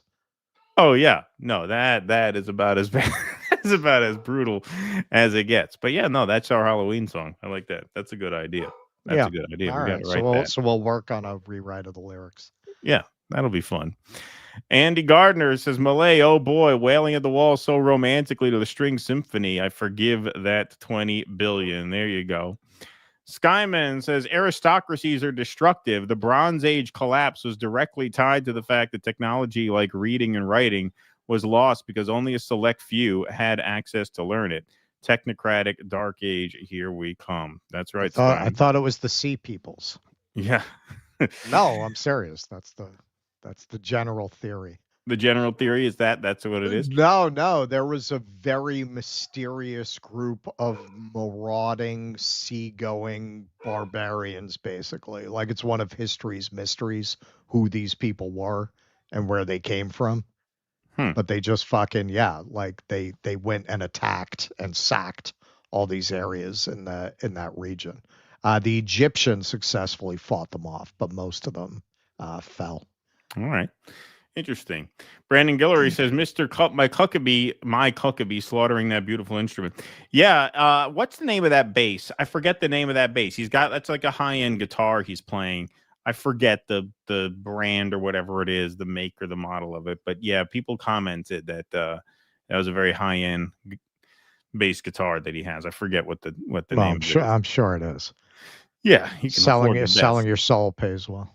Does pay well. Sounds like something you play at Ofer. That's right. Yep. Half Dahlia, I saw a report about the irreparable damage that genocide has done on Israel itself, and it made me think Russell's prediction about its longevity. Yeah, no, I think that's probably pretty right. Mark Dansky, after 35 years as a theater MD, pianist, and composer, I had to stop. It's a blissful way to be a pauper. My cool landlord said, pay the rent when you can, but get us comps. There you go. It is a good way to live.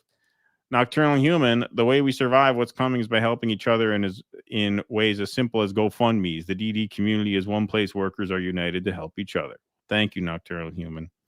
Appreciate that. Words of wisdom. Ardeen W says, just got a bonus from work for being an employee for 30 years. I'm giving you a percentage. You keep me entertained while I work my life away. Well, thank you, Ardeen W. Thanks for that. Furrow Screen says, my cat has cystitis, no joke. And when she uses the litter tray, the floor, depending on how she is, she cries and urinates. She cries as she urinates is better than that sweet home whenever he said. Is that what your cat has? My cat might have that. Because my cat, it pisses and shits uncontrollably, too. So I don't know. That's well, sorry to hear that, but yes. We are, the chat is very enthusiastic about telling us that bass is a Rickenbacker. A Rickenbacker, that's what it is. Okay, I knew what, yeah. I was just blanking on the name. But yes, a Rickenbacker, yes. That's what everybody was like. He's got a Rickenbacker and he sucks. Nocturnal Human says that dog is clearly anti-Semitic. Yeah, they're paving the fucking... They're paving the parking lot at the complex, so they got all these people out there making noise, and the dog gets very excited when she sees them. I just witnessed hell on earth. My eyes and ears told my head they are moving out after watching that song. I don't blame you, my friend. All right, well, that is our show for today. Thanks, everybody, very much for being here. Smash that like button on the way out. Smash that subscribe button on YouTube and that follow button over on Rumble.